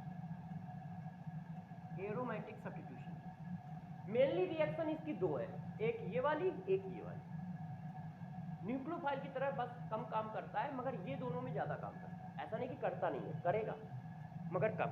मेनली रिएक्शन किनकी है? इनकी। तो बस यार फिनॉल के पास इतना ही नेचर है, जब भी फिनॉल किसी से रिएक्शन करे तो बस इन्हीं चीजों को चेक करो कि इनमें से कौन सा पार्ट रिएक्शन में पार्टिसिपेट कर रहा है। बस इतना ही चेक करना है आपको। आपको क्या चेक करना है? आपको ये चेक करना है कि यदि कहीं बेसिक कंडीशन मिली तो हाइड्रोजन रिएक्शन करेगा, एसिड बेस रिएक्शन हो जाएगी। और यदि कहीं पर इलेक्ट्रोफाइल मिला तो रिंग पे चिपका देना, और कुछ ना मिले तो फिर इसका मतलब ये न्यूक्लियोफाइल की तरह काम करेगा। ठीक है? कैसे, इस बात को दिखाते हैं। पहले ये बात तुम समझ गए कि ये बात कैसे काम कर रही है? ये बात समझ पा रहे हो कैसे काम कर रही है? इतनी बात समझ गया? देखो यार प्यारे बच्चों, इतनी बात समझनी बहुत जरूरी है। ये कुछ इसी तरह से है जैसे हम और तुम यदि अपने से गौर से अपने को एनालाइज करो तो तुम देखना पूरे दिन में एक ही तरह की एक्टिविटी करते हो, और दूसरे दिन भी उसी तरह की एक्टिविटी करते हो, तीसरे दिन भी उसी तरह की एक्टिविटी करते हो, चाहे अपने घर में हो, दूसरे के घर में हो, स्कूल में हो, पार्क में हो, मूवी हॉल में हो, चाहे जहां हो, तुम्हारी एक्टिविटीज लगभग सिमिलर होगी। ठीक है? चाहे आप गार्जियन के सामने बैठे हो, दोस्त के सामने बैठे हो, टीचर के सामने बैठे हो, लगभग एक्टिविटीज सेम हो, वही मालिक्यूल का हो, वही मालिक्यूल का हो, उसी तरह की एक्टिविटीज ये करता है। तो चाहे जहां हो ये रिएक्शन करेगा, तो बस इसके पास यही 3 क्वालिटी है, इन्हीं 3 क्वालिटी से रिएक्शन करेगा। अब जरा देखो, जिसको गाना गाना आता है तो भैया घर में हो, ठीक है, बाहर हो, स्कूल में हो, दोस्तों के साथ हो, ठीक है, या रिलेटिव के साथ, वो गाना गाना आता है तो वो गाना गाता है, वो गाना गाता है। अब जैसे मुझे पढ़ाना आता है तो मैं पढ़ाता हूँ, अब चाहे यहाँ पढ़ाऊँ, चाहे कहीं और पढ़ाऊँ, या कहीं और पढ़ाऊँ, ठीक है, मगर पढ़ाऊंगा ही तो। उसी तरह ये मॉलिक्यूल है यार, इसको रिएक्शन करनी आती है, और रिएक्शन कहाँ से करता है, यहाँ से, यहाँ से, यहाँ से, तो बस इतनी ही रिएक्शन करेगा। अब जैसे हमें केमिस्ट्री पढ़ानी आती है, तो हम चाहे कुछ करें, सुबह पढ़ाएं, दोपहर पढ़ाएं, एक्स जगह पढ़ाएं, वाई जगह पढ़ाएं, जाके मगर पढ़ाएंगे तो केमिस्ट्री फिजिक्स थोड़ी पढ़ाने लगेंगे, मैथ्स थोड़ी पढ़ाने लगेंगे। उसी तरह ये मॉलिक्यूल है। तो गौर से देखो, जब भी ऑर्गेनिक पढ़ो तो रेजेंट और मॉलिक्यूल के नेचर पे फोकस रखो, रिएक्शन पे नहीं, नेचर पे। अच्छा ये क्या क्या कर सकता है, ये बात, ये तो यार हाइड्रोजन है, इसके पास एसिडिक है, तो ये एसिड बेस रिएक्शन कर सकता है। अच्छा इसके पास रिंग है तो एरोमेटिक सब्स्टिट्यूशन रिएक्शन कर सकता है। अच्छा भाई के पास लोन पेयर भी है, और जिसके पास लोन पेयर भी है तो धक्का मुक्की भी कर सकता है, मतलब न्यूक्लियोफिलिक सब्स्टिट्यूशन रिएक्शन भी कर सकता है, धक्का मुक्की भी पॉसिबल है। तो देखो, ये धक्का मुक्की वाली रिएक्शन है, ये तो सीधा गोली वाली रिएक्शन है, acid base reaction fast reaction का एग्जांपल है, दिया मार दिया गोली, तो ये गोली वाली रिएक्शन है। और लोन पेयर वाली धक्का मुक्की वाली रिएक्शन है, न्यूक्लियोफिलिक रिएक्शन धक्का मुक्की की रिएक्शन है। इलेक्ट्रोफिलिक रिएक्शन भी फास्ट रिएक्शन होती है ना। ये तो एक तरह का प्यार है, प्लस का माइनस के साथ, प्लस का माइनस के साथ, प्लस का माइनस के साथ, ये तो प्यार वाली रिएक्शन है। कौन, इलेक्ट्रोफिलिक एरोमेटिक सब्स्टिट्यूशन। बस इतना ही करना है फिलहाल तो। चलो एक एक करके दिखाते हैं कि होती कैसे। चलिए आगे बढ़ते हैं। तो जरा देखो, अब हम रिएक्शन पे चलते हैं। Reaction of hydrogen atom of phenol, phenol के हाइड्रोजन एटम की कि जो फिनॉल का हाइड्रोजन है वो कैसे रिएक्शन करता है। तो देखो यार, वो कैसे रिएक्शन करता है, ये देखिए, ये हमारे पास फिनॉल है इस तरह। अब रिएक्शन कराते हैं, सीधी लाइन कर लेते हैं ऐसे। अब जरा ध्यान दीजिए, अब हमें रिएक्शन करानी है, ठीक है ना, तो रिएक्शन करा लो। अब मैं डाल रहा हूं, आप बताते जाओ कि क्या क्या बनना चाहिए। देखो यार, सभी बच्चों को अच्छे से बताना है क्या क्या बनना चाहिए, गड़बड़ मत करना, ठीक है ना, भरोसे को मत तोड़ो यार, मेहनत करो। देखो यार, जल्दी जल्दी बताते जाओ क्या क्या बनना चाहिए तुम्हारे हिसाब से, ऐसे क्या प्रोडक्ट बनाए हम इसमें, इन सब रिएक्शनों में, इन सब रिएक्शनों में क्या प्रोडक्ट बनाए जाएं, जल्दी से बताइए। और बहुत इजी है, आप 2 मिनट में बता दोगे, आपको टाइम नहीं लगेगा। बस आप अपने कॉन्सेप्ट पे फोकस रखिए कि कॉन्सेप्ट क्या पढ़ाया गया है, और कॉन्सेप्ट पे फोकस नहीं रखोगे तो यार कुछ भी हो सकता है ना, दिक्कतें कहीं से भी आ सकती है। तो कॉन्सेप्ट पे फोकस रखना बहुत जरूरी है कि क्या पढ़ाया गया है, कैसे पढ़ाया गया। चलो बताओ क्या होना चाहिए, रिएक्शन करके बताओ। ये सब के सब बेसिक कंडीशन लिखी है, चेक कर लो। NaOH बेस होता है, मेटल पानी में जाते ही बेस हो जाता है, ठीक है। और मेटल हाइड्राइड, हाइड्राइड में H निगेटिव होता है, H निगेटिव वैसे ही बेस है। RMGS के बारे में तो इतने सालों से पढ़ा रहा हूँ, है ना, कि वो क्या है, न्यूक्लियोफिलिक है, बेस है तो बेस है। NH2 निगेटिव बेस होता है, फिर RMGS टाइप का आ गया, बेस होता है। तो ये सब एसिड बेस रिएक्शन होगी, तो सब में क्या बनना है, फिनॉक्सी आयन बनना है। सब में क्या बनना है, फिनॉक्सी आयन बनना है। और प्रोटॉन ले लो, प्रोटॉन ले लोगे तो क्या बनेगा, वाटर। यहाँ पर भी यही बनना है, ऊपर जगह नहीं है तो यहाँ लगा दे रहा हूँ, बात एक ही है, ध्यान रखिएगा। और साथ में क्या रिलीज होगी, हाइड्रोजन गैस। हाइड्रोजन गैस क्यों होगी, ये तो समझ ही रहे होगे ना यार, है ना। भाई मेटल के साथ हाइड्रोजन गैस निकलती क्यों, क्योंकि मेटल तो भैया क्या होता है, इलेक्ट्रॉन छोड़ देता है। मेटल का एक ही काम है, हमने इलेक्ट्रॉन छोड़ दिया है, तुम संभालो। और ये फिनॉल है। अब इलेक्ट्रॉन कौन लेगा, बताओ जरा, ये प्लस है ये माइनस है, तो इलेक्ट्रॉन यही तो लेगा। जब इलेक्ट्रॉन लेगा तो ये ऐसे आ गया, तो ये फिनॉक्सी आयन हो गया। और ये क्या आ गया, फ्री रेडिकल। एक फ्री रेडिकल दूसरे फ्री रेडिकल से रिएक्शन करेगा, क्या बना देगा, हाइड्रोजन। अब ये तो यार क्या है, ये भी hydrogen gas, H positive H negative, H positive H negative मिलके क्या बनाएंगे, हाइड्रोजन गैस। ये क्या बनाएंगे, मीथेन, और साथ में क्या बनाएंगे, फिनॉक्सियान, सॉरी ये क्या बनाएगा, अमोनिया, ये क्या बनाएगा, मीथेन, और साथ में क्या बनाएंगे, फिनॉक्सियान। बात तो समझ रहे हो ना, कॉन्सेप्ट पकड़ रहे हो ना यार प्यारे बच्चों। देखो कॉन्सेप्ट से भरी दुनिया है, केमिस्ट्री कोई भी हो, जब भी पढ़ाएंगे उसमें कॉन्सेप्ट होंगे जरूर, चाहे वो ऑर्गेनिक हो या इनऑर्गेनिक। इनऑर्गेनिक में भी खूब कॉन्सेप्ट, ठीक है। ये बात समझ पा रहे हो कैसे की, टेंशन कहीं नहीं, टेंशन क्यों, क्योंकि कुछ है ही नहीं यार। आपको बस इतना ध्यान रखना है कि उसका नेचर क्या है, नेचर ध्यान रखोगे तो पकड़ लोगे। इसके पास एसिडिक हाइड्रोजन था, जैसे बेसिक कंडीशन डाली ये सब रिएक्शन होती चली गई, अपने आप हो गई। अब बच्चों ने कहा अच्छा सर ठीक है और बताओ, बता देंगे। ये रीमर टीमर का मन बहुत है, तो चलिए अब रिएक्शन बताता हूँ, जरा इन पर फोकस करें। और कौन सी रिएक्शन आपको करनी चाहिए, तो reaction of nucleophilic nature of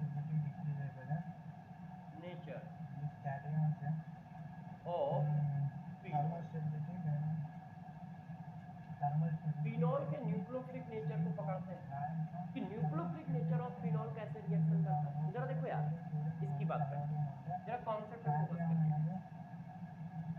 देखो ये फिनॉल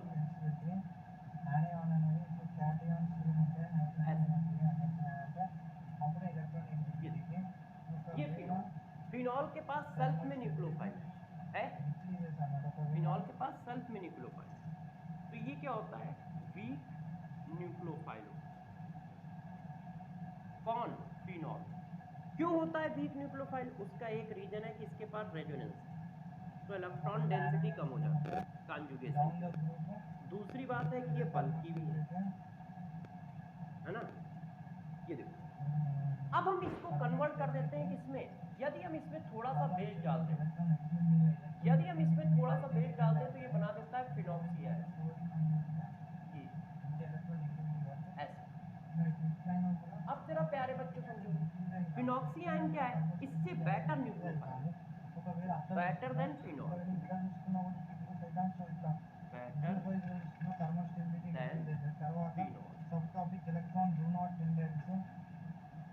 तो फिनॉक्सियान क्या होता है, बेटर न्यूक्लियोफाइल होता है, किससे, फिनॉल से। क्यों, क्योंकि -4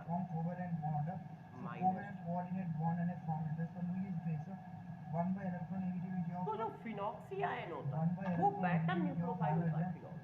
तो जब हमें कहीं इसको न्यूक्लियोफिलिक करेक्टर की तरह काम कराना होता है तो पहले हम इसमें थोड़ा सा बेस मार देते हैं, बेस मारने से फिनॉक्सियान जनरेट हो जाता है, और फिनॉक्सियान जो होता है वो बेटर न्यूक्लियोफाइल होता है, किससे, फिनॉल से।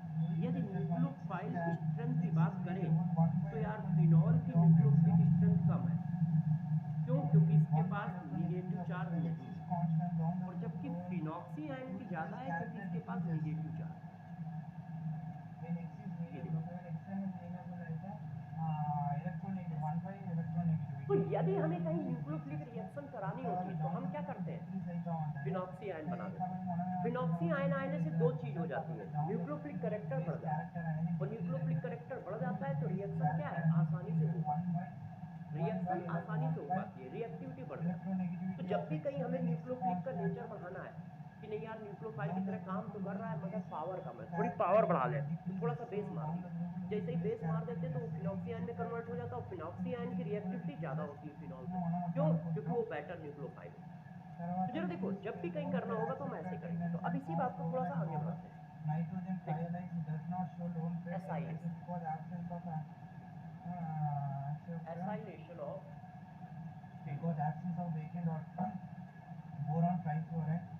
एसाइलेशन ऑफ फिनॉल का मतलब क्या होता है, एसाइलेशन का मतलब क्या होता है जरा समझो, एडिशन ऑफ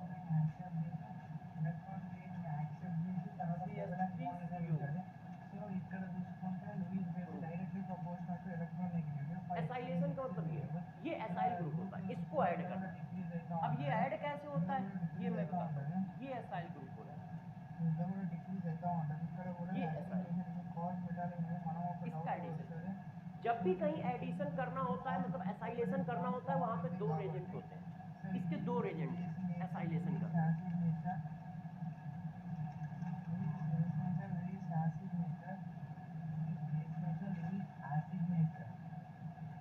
जब भी कहीं एसाइलेशन करना है तो वहां पे दो रेजेंट यूज होते हैं, एक एसाइल क्लोराइड और दूसरा एसिटिक एनहाइड्राइड।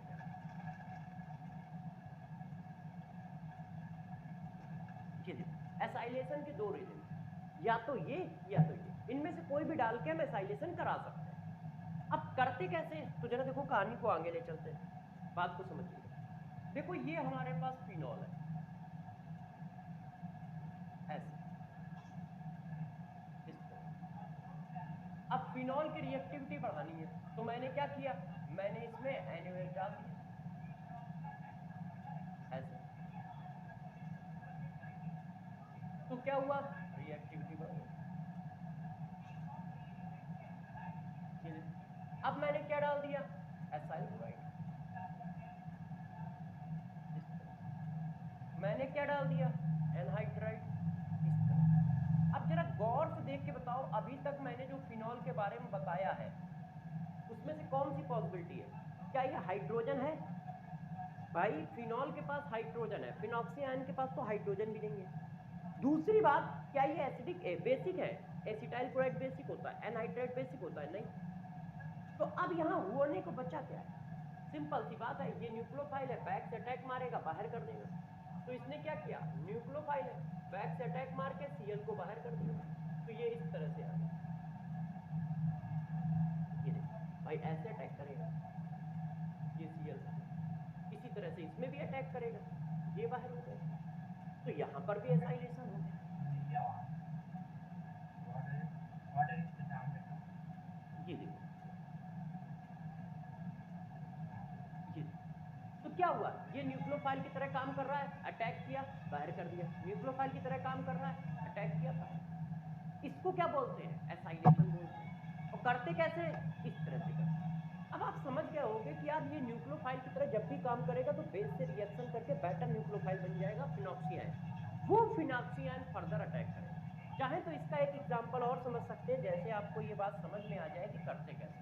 देखिए आप इस क्वेश्चन को करो, जैसे ये क्वेश्चन मैंने कहा यार ये फिनॉल है इस तरह से, और फिनॉल में मैंने पहले क्या किया, मेटल डाल दिया, ठीक है, ए बना दिया। मेटल डालने के बाद मैंने इसमें CH3Br से रिएक्शन, मैंने कहा जरा बताओ क्या बनेगा, बी। अब आप सभी बच्चों को पता है कि मेटल भी डालोगे तो क्या होगा, ये क्या जनरेट करेगा, फिनॉक्सी आयन। तो ये फिनॉल था, जैसे ही आपने मेटल डाला तो इसने क्या जनरेट कर दिया, फिनॉक्सी आयन जनरेट कर दिया इस तरह से। अब फिनॉक्सी आयन जनरेट कर दिया तो जरा बताओ फिनॉक्सी आयन अल्काइल हैलाइड के साथ क्या सलूक करेगा। आपको पता है फिनॉक्सी आयन अल्काइल हैलाइड के साथ क्या सलूक करेगा, वो कोई एसिड तो है नहीं कि एसिड बेस रिएक्शन हो, ना कोई इलेक्ट्रोफाइल है जो रिंग पे रिएक्शन करे, बस ये बैक से अटैक मारेगा, Cl को बाहर कर देगा। और जैसे ही बैक से अटैक मारेगा, Cl को बाहर कर देगा, ये देखो ईथर आ है। तो यहां पर भी ये कैसा काम कर रहा है, न्यूक्लियोफाइल की तरह। तो ये न्यूक्लियोफिलिक नेचर की रिएक्शन किसके, फिनॉल के। फिनॉल न्यूक्लियोफिलिक नेचर का यदि कहीं यूज कर रहा होता है तो वो क्या करता है, वो अपने को पहले फिनॉक्सी आयन में कन्वर्ट कर लेता है, जैसे रिएक्टिविटी बढ़ा सके, और फिर बैक से अटैक मार के बाहर कर देता है। ठीक है, कर लोगे। अब कहानी को और आगे बढ़ाते हैं। अब जरा देखो, अब हम लोग कौन सी रिएक्शन की बात करते हैं, अब हम लोग दोस्तों बात करते हैं उसकी मेन इलेक्ट्रोफिलिक एरोमेटिक सब्स्टिट्यूशन की। तो अब हम लिखेंगे रिएक्शन ऑफ इलेक्ट्रोफिलिक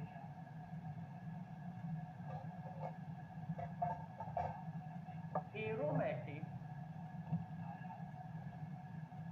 सब्स्टिट्यूशन। अब हम लोग बात करेंगे इलेक्ट्रोफिलिक एरोमेटिक सब्स्टिट्यूशन की, कि यदि हम इलेक्ट्रोफिलिक एरोमेटिक सब्स्टिट्यूशन रिएक्शन की बात करें तो फिनॉल कैसे रिएक्शन करेगा, इलेक्ट्रोफिलिक एरोमेटिक सब्स्टिट्यूशन रिएक्शन। तो अब जरा गौर से समझो, इलेक्ट्रोफिलिक एरोमेटिक सब्स्टिट्यूशन रिएक्शन। देखो यार प्यारे बच्चों, सबसे पहली बात हुई ये फिनॉल है, पहले कॉन्सेप्ट समझ लो। ये क्या है? फिनॉल। फिनॉल जो होता है, गौर समझिएगा फिनॉल के बारे में। फिनॉल जो होता है ortho and para directing group. Ortho and para directing group का मतलब क्या होता है? इसका मतलब है कि ये कहता है कि इलेक्ट्रोफाइल आओ और आर्थो और पैरा पे अटैक करो। क्यों? क्योंकि इसके पास लोन पेयर है। जब इसके पास लोन पेयर होंगे तो लोन पेयर क्या होंगे? रिंग पे डिलोकलाइज करेंगे, और जब भी लोन पेयर नीचे आएंगे तो ये कहां पे जाएंगे? यहां पे जाएंगे, यहां पे जाएंगे, यहां पे जाएंगे। तो इलेक्ट्रॉन डेंसिटी कहां है? आर्थो और पैरा पे ज्यादा है। तो वो कहता है इलेक्ट्रोफाइल आइए, आर्थो और पैरा पे अटैक करिए, क्योंकि यहां पर इलेक्ट्रॉन डेंसिटी ज्यादा है, इसीलिए ये आर्थो पैरा डायरेक्टिंग ग्रुप बोले जाते हैं। दूसरा पॉइंट,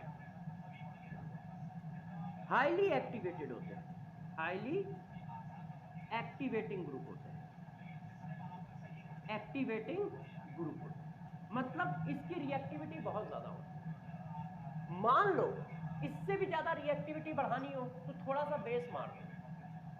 फिनॉल में यदि बेस मार दोगे तो फिनॉक्सी आयन आ जाएगा। ये देखो, अब जरा फिनॉक्सी आयन के बारे में समझो कि फिनॉक्सी आयन क्या होता है। फिनॉक्सी आयन, ये फिनॉक्सी आयन के बारे में समझिए। ये भी आर्थो एंड पैरा डायरेक्टिंग है।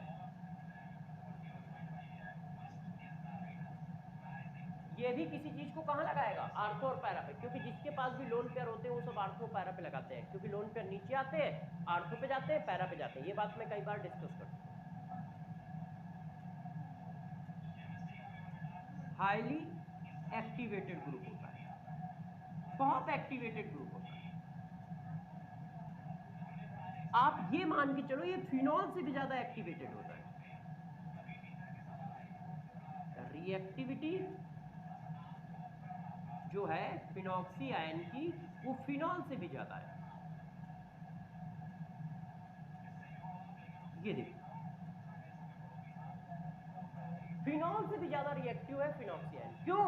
क्योंकि मैंने अभी पीछे आपको पढ़ाया था, ये देखो अभी कहीं पढ़ाया है, रुक जाओ मैं दिखाता हूं आपको।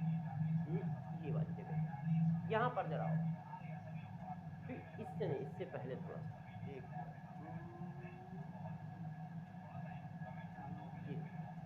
ये वाली, जरा इसको देखो। ये जो है लेस स्टेबल है,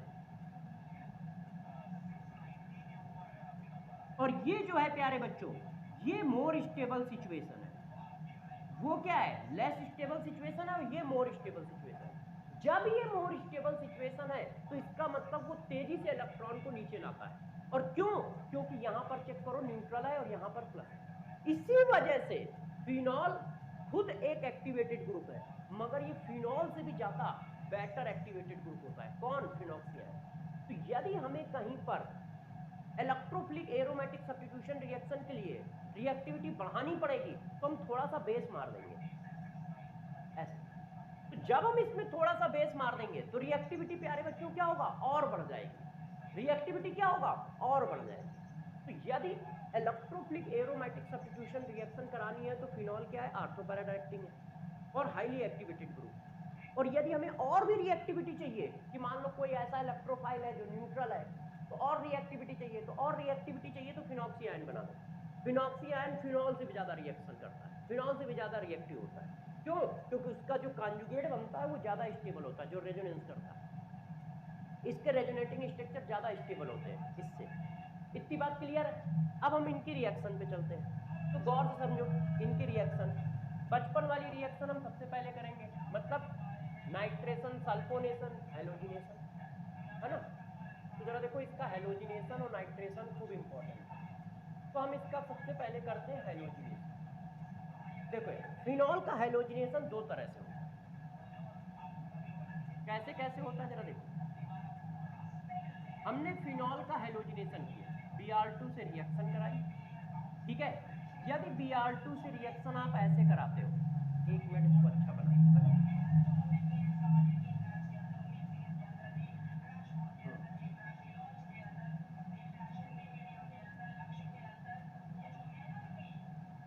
ये देखो। अब जरा बात सुनो, यदि Br2 से आप रिएक्शन करा रहे हो, मगर क्या कर रहे हो? एक सिचुएशन आपके पास ये है और एक सिचुएशन आपके पास, यदि आप लेते हो non polar solvent, non polar solvent, जैसे हम Br2 ऑब्लिक CH2 सॉल्वेंट ले रहे हैं, हाइड्रोजन सल्फाइड सॉल्वेंट, ये नॉन पोलर सॉल्वेंट। अब जब ये लोगे तो क्या होगा, एक बार आर्थो पे लगेगा, एक बार पैरा पे लगेगा। एक बार आप कहां लगाओगे, आर्थो पे लगा दोगे, एक बार कहां लगाओगे, पैरा पे लगाओगे। क्यों, इलेक्ट्रोफाइल है, इलेक्ट्रोफाइल कहां रखता है, एक बार आर्थो पे लगता है, एक बार पैरा। मगर किसी ने ये ले लिया, गौर समझिए, इनमें से कुछ भी आपने ले लिया ब्रोमीन वाटर, इसको क्या बोलते हैं, इसको बोलते हैं ब्रोमीन वाटर, ब्रोमीन वाटर। या फिर आपने ले लिया ब्रोमीन ऑब्लिक OH निगेटिव मतलब बेस, या फिर किसी ने ले लिया KBr oblique KBrO3। KBr oblique KBrO3 का मतलब ही क्या है, ये देखो, ये आप लोगों ने स्टीरियो आइसो वो रिडॉक्स में पढ़ा होगा, ये रिएक्शन करके ऐसे बनाता है। तो ये लिखा होना और ये लिखा होना सेम बात है, ये सिर्फ आंखों का धोखा है, आपको परेशान करने के लिए किया जाता है। तो जब भी कहीं पर प्रोटिक सॉल्वेंट ले ले, जैसे वाटर डाल दिया, या कहीं बेसिक कंडीशन हो, तो रिएक्टिविटी और हाई हो जाएगी ना बेसिक कंडीशन पे। और बेसिक कंडीशन जैसे ये देखो लिखी, और रिएक्टिविटी बहुत हाई होगी तो ये क्या करता है, ये सभी की सभी लोकेशन को फिल कर देता है, एक एक करके जितनी भी लोकेशन है सब लोकेशन पर क्या करता है, Br लगा देता है। क्यों, क्योंकि रिएक्टिविटी बहुत हाई, और रिएक्टिविटी बहुत हाई होने की वजह से सभी लोकेशन पे Br लगा देता है। ये देखिए इस तरह से, तो नॉमेनक्लेचर हो जाता है 2,4,6 ट्राई ब्रोमोफिनॉल, ये देखो 2,4,6 ट्राई ब्रोमोफिनॉल। और ये प्यारे बच्चों व्हाइट कलर का व्हाइट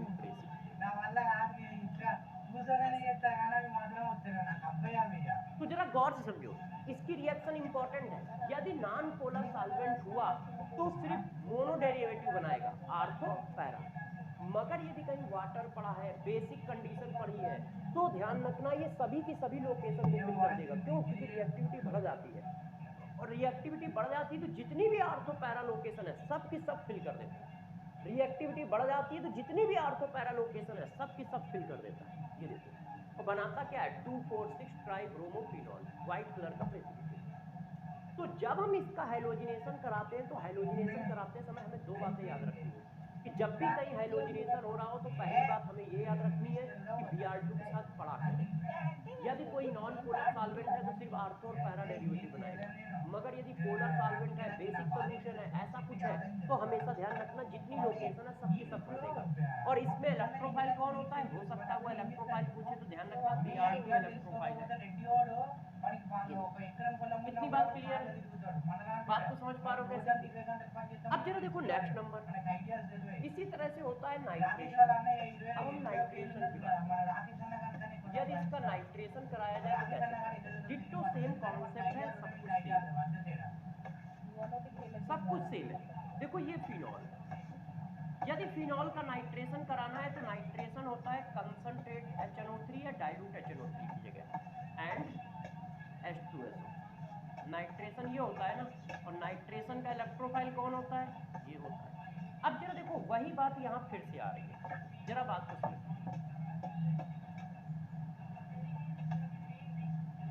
ये देखो प्यारे,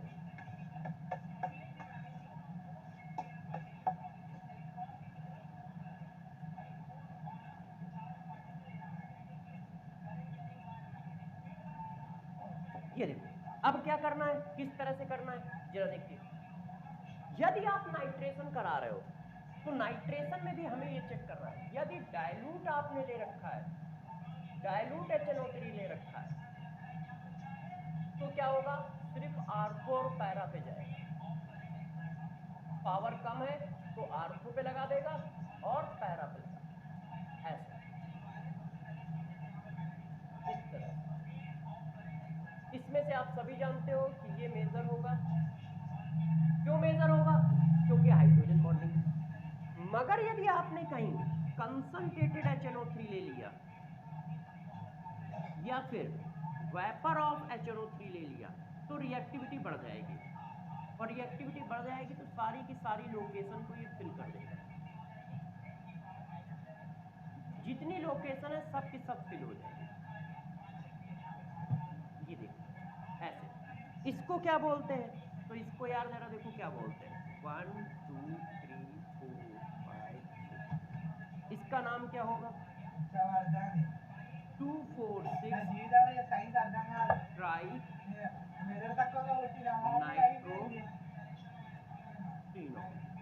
2 4 6 ट्राई नाइट्रोफिनॉल को TNC बोला जाता है, और इसी को बोला जाता है बच्चों पिक्रिक एसिड।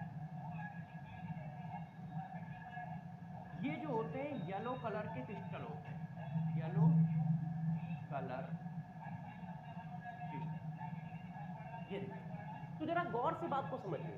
यदि आप फिनॉल का नाइट्रेशन कराते हो तो भी दो तरह के, डाइल्यूट HNO3 से कराओगे तो सिर्फ आर्थो और पैरा पे होगा, मगर कंसंट्रेट HNO3 का मतलब तुमने इलेक्ट्रोफाइल ज्यादा कर दिए हैं और टेम्परेचर भी बढ़ा दिया। इलेक्ट्रोफाइल ज्यादा कर दिए हैं तो ज्यादा इलेक्ट्रोफाइल है तो सारी की सारी आर्थो पैरा लोकेशन को फिल कर देंगे, और सारी की सारी आर्थो पैरा लोकेशन को फिल कर देंगे तो 2,4,6 ट्राइनाइट्रोफिनॉल आता है।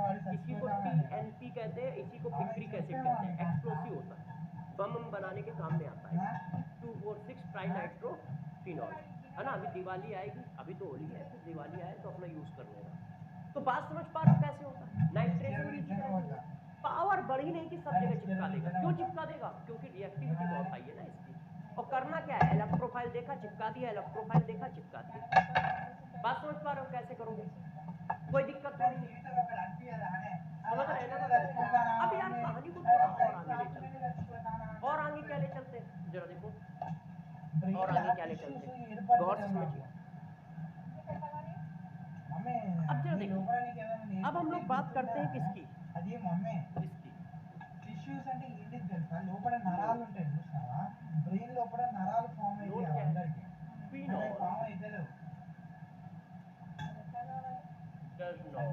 ఏందో ఏమంటున్నా ఇలాంటి బట్టి కూడా చూడట్లేదు రాజేష్ గారు क्यों नहीं शो करता है? यदि हम फिनॉल का एसाइलेशन कराएं, फिनॉल की रिएक्टिविटी तो बहुत ज्यादा है, तो ये रिएक्शन करनी चाहिए ना इसको, फिडरक्राफ्ट रिएक्शन। ये देखो AlCl3 डाल दिया एनहाइड्रस,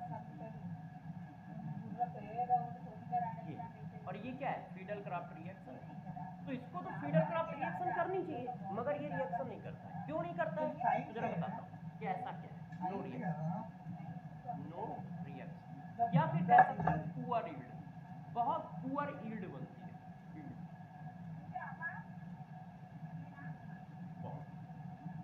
कैसे होता है जरा देखो, ये जो फिनॉल है इसके पास लोन पेयर है, और मैंने आपको पढ़ाया था कि यार लोन पेयर भी न्यूक्लियोफाइल होता है, अभी पीछे पढ़ाया। तो AlCl3 जो होता है इससे अटैक ना करके इससे अटैक कर जाता है, और इससे अटैक करके ये बना लेता है। ये देखो ऐसा। अब ये जो होता है ये ग्रुप अब मैटर डायरेक्टिंग होता है। ये कैसा होता है? Matter directing. तो ये तो बेंजीन रिंग की रिएक्टिविटी को क्या कर देता है? डायरेक्टिंग ग्रुप कम कर देता है। इस वजह से फर्दर रिएक्शन नहीं हो पाती, फर्दर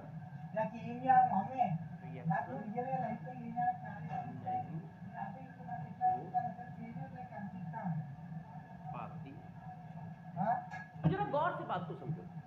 फिनॉल फिडरक्राफ्ट रिएक्शन आसानी से कर सकता है, इसको कोई टेंशन थोड़ी है। मगर क्या होता है जब AlCl3 डालते हो तो AlCl3 हमारा क्या है? लुईस बेस है, lone pair receptor, sorry Lewis acid है, और ये क्या हो जाता है? लुईस बेस हो जाता है। Lone pair donor Lewis base और lone pair receptor Lewis acid. तो ये एसिड बेस रिएक्शन करके ये बना देते हैं अडक्ट। जो कंपाउंड बनता है वो मैटर डायरेक्टिंग होता है, तो बेंजीन के इलेक्ट्रॉन क्लाउड को और खींच लेता है, और बेंजीन को और इलेक्ट्रॉन क्लाउड को और खींच लेगा तो इलेक्ट्रोफाइल अटैक कैसे करता है? इसी वजह से फिनॉल रिएक्शन नहीं करता है, या करता भी हो तो ना के बराबर चीजें बनाता है, ना के बराबर उसकी प्रोडक्ट बनता है।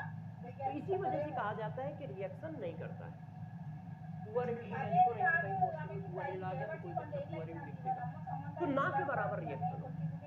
तो ध्यान रखिएगा, फिनॉल फीडल क्रॉप रिएक्शन नहीं सुपर पाता, उसके पीछे है कि वो रिएक्शन करके इस तरह का अडक्ट बनाता है और वो मेटा डायरेक्टिंग होता है, तो फर्दर रिएक्शन पॉसिबल नहीं होती है। तो इस बात को भी हमें ध्यान रखना है कि फिनॉल की वजह से कोई रिएक्शन नहीं। अब कहानी को और आगे बढ़ाते हैं। इतनी देर से रीमर टीमर रिएक्शन हम लोगों का इंतजार कर रही है, तो अब हम लोग पढ़ने जा रहे हैं रीमर टीमर क्या होती है, इसको डिस्कस करते हैं। ठीक है ना, कि क्या होती है, कैसे होती है। एक मिनट इसको सेटिंग कर दें इसकी। तो जरा देखो यार, अब हम लोग डिस्कस करेंगे reamer teamer.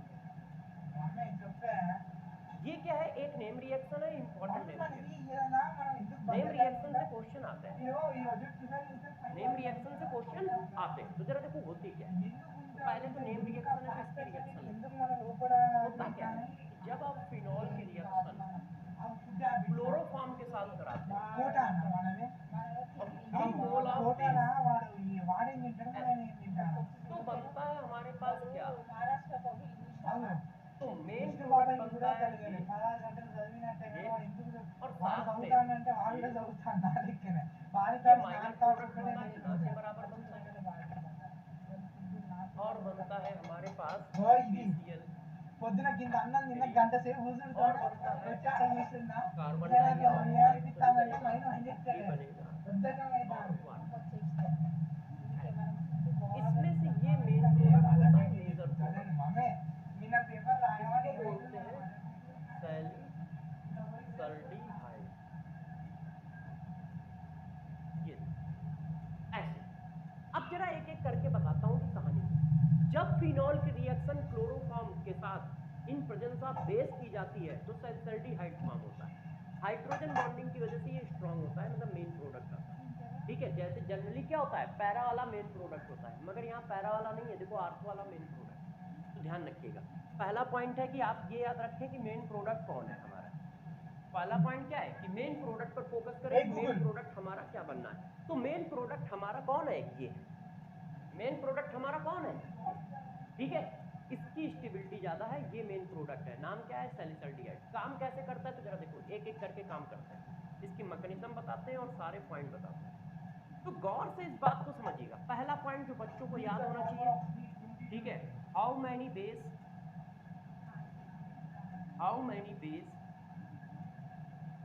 Used in reamer टीमन reaction. कितने बेस यूज हो रहे हैं, 3 मोल पूछा जाता है, ध्यान रखना। ऐसा क्या है कि इसकी बैलेंस रिएक्शन लिखी है और किसी की बैलेंस रिएक्शन मैंने नहीं लिखी है।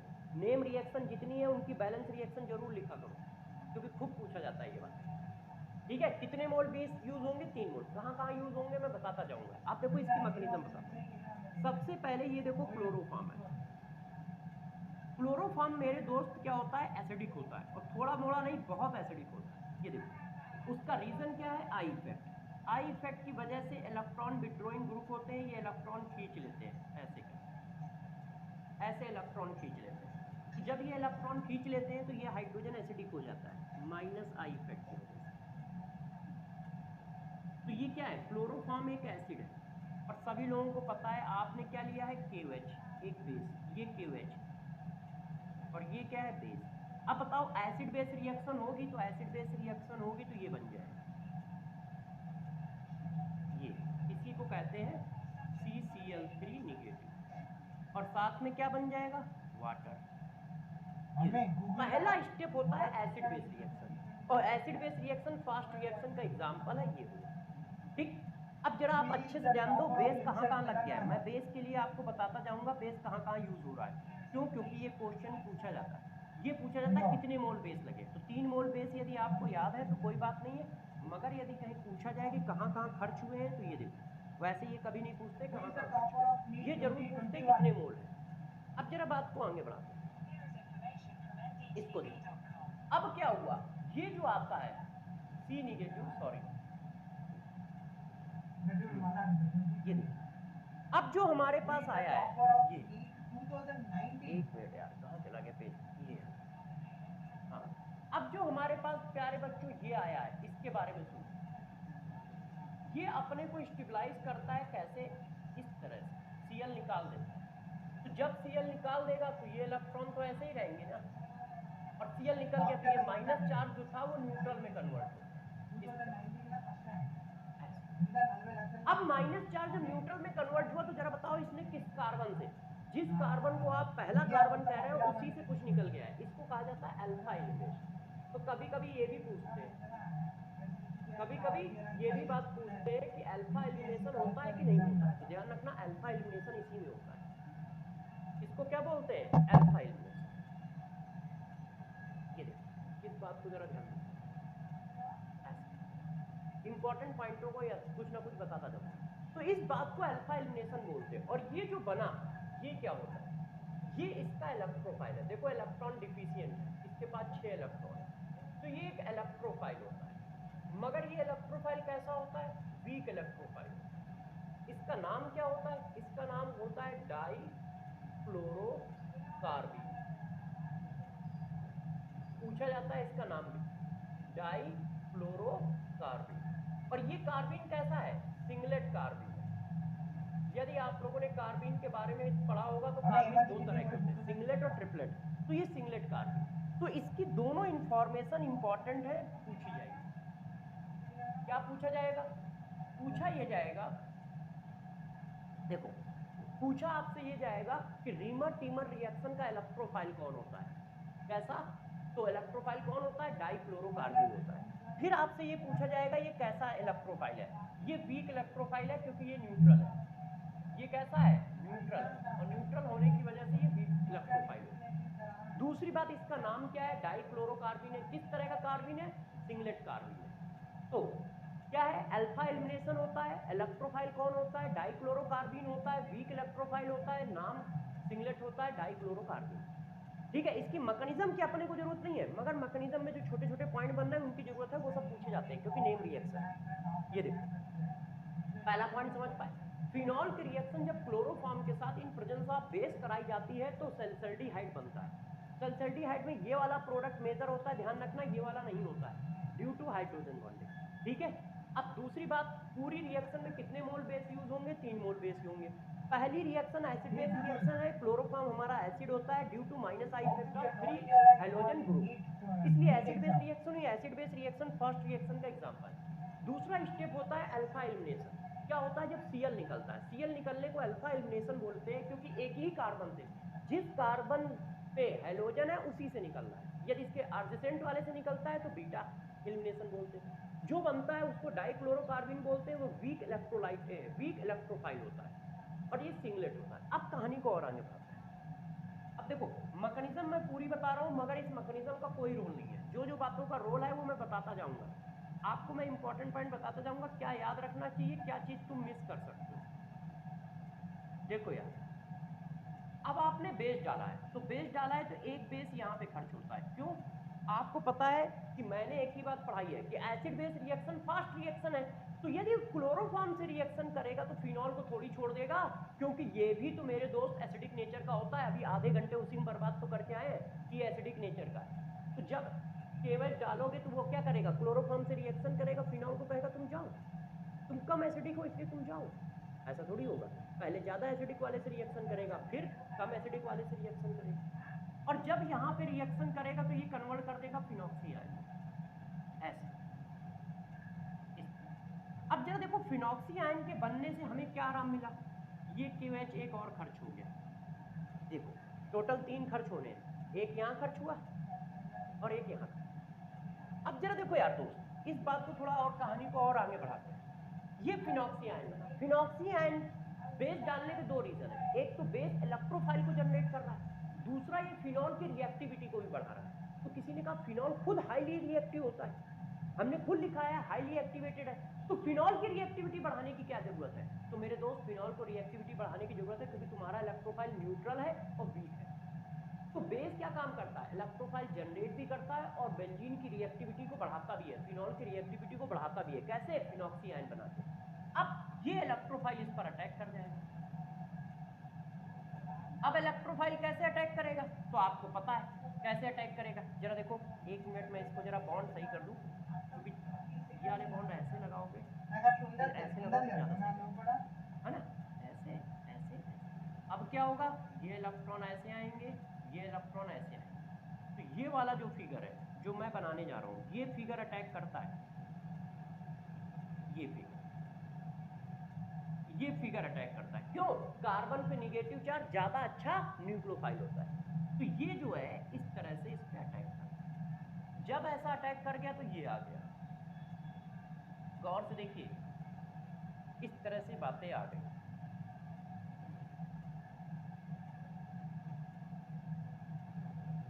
ये देखो, समझ पाए कैसे?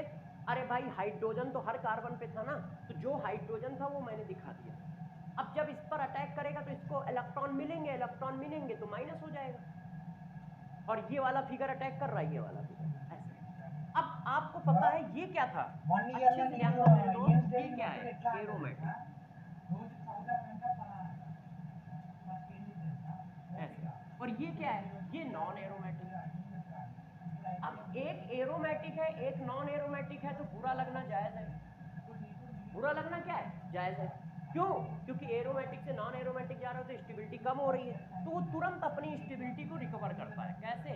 ये हाइड्रोजन यहाँ, और जब ये हाइड्रोजन यहाँ आएंगे मेरे दोस्त, तो जरा बताओ क्या होगा? ये हाइड्रोजन जब यहाँ आएंगे, थोड़ा सा गड़बड़ हो गया है। हाँ देखो प्यारे बच्चे,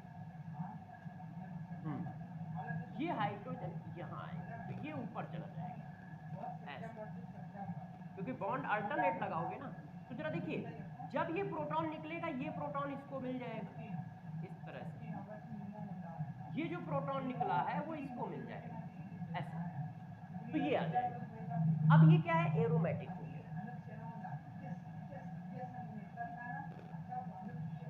एरोमेटिक। अब तुम्हारी याददाश्त फिर ठीक हो गई होगी, ये जेम डाइहैलाइड आ गया, और जेम डाइहैलाइड आ गया, और तुम्हारे पास बेस है, तो बेस क्या करता है? जेम डाइहैलाइड पे अटैक करता है ऐसे, और जैसे ही बेस जेम डाइहैलाइड पे अटैक करेगा तो ये मॉलिक्यूल कैसा आ जाएगा? देखिए यहाँ पे बना देता हूँ, ऐसे आ जाएगा,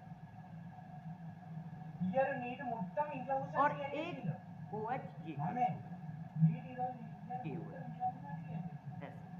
अब जरा गौर से समझिए, यदि आपको मेरी बात याद है, एक ही कार्बन पर O और H, एक ही कार्बन पे दो OH अनस्टेबल होते हैं, एक ही कार्बन पे दो OH आ गए अनस्टेबल है, एक ही कार्बन पर OH और हेलोजन आ गए अनस्टेबल है, एक ही कार्बन पर OH और NH2 आ गए अनस्टेबल। ये सारी सिचुएशन अनस्टेबल है। ये देखो, ये तुरंत क्या करते हैं? अपने को रीअरेंज करते हैं। कैसे करते हैं? देखना जरा, ये ऐसे आएगा तो ये हाइड्रोजन बाहर चला जाएगा, और यहाँ पे एक लाइन खींच दूं मैंने कि ये अलग अलग चीजें हैं। ये देखो,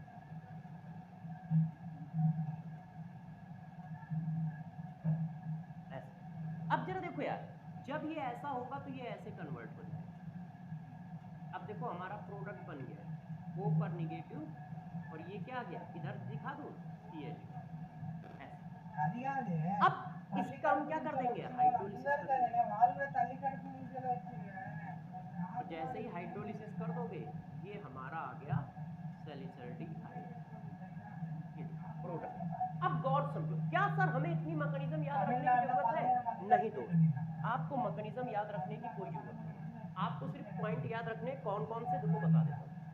सबसे पहला पॉइंट, कितने मोल बेस लगते हैं, कितने मोल फिनॉल लगता है, और कितने मोल क्या लगता है? क्लोरोफॉर्म। पहला पॉइंट ये याद रखना। दूसरा पॉइंट आपको पता होना चाहिए कि मेजर प्रोडक्ट कौन होगा?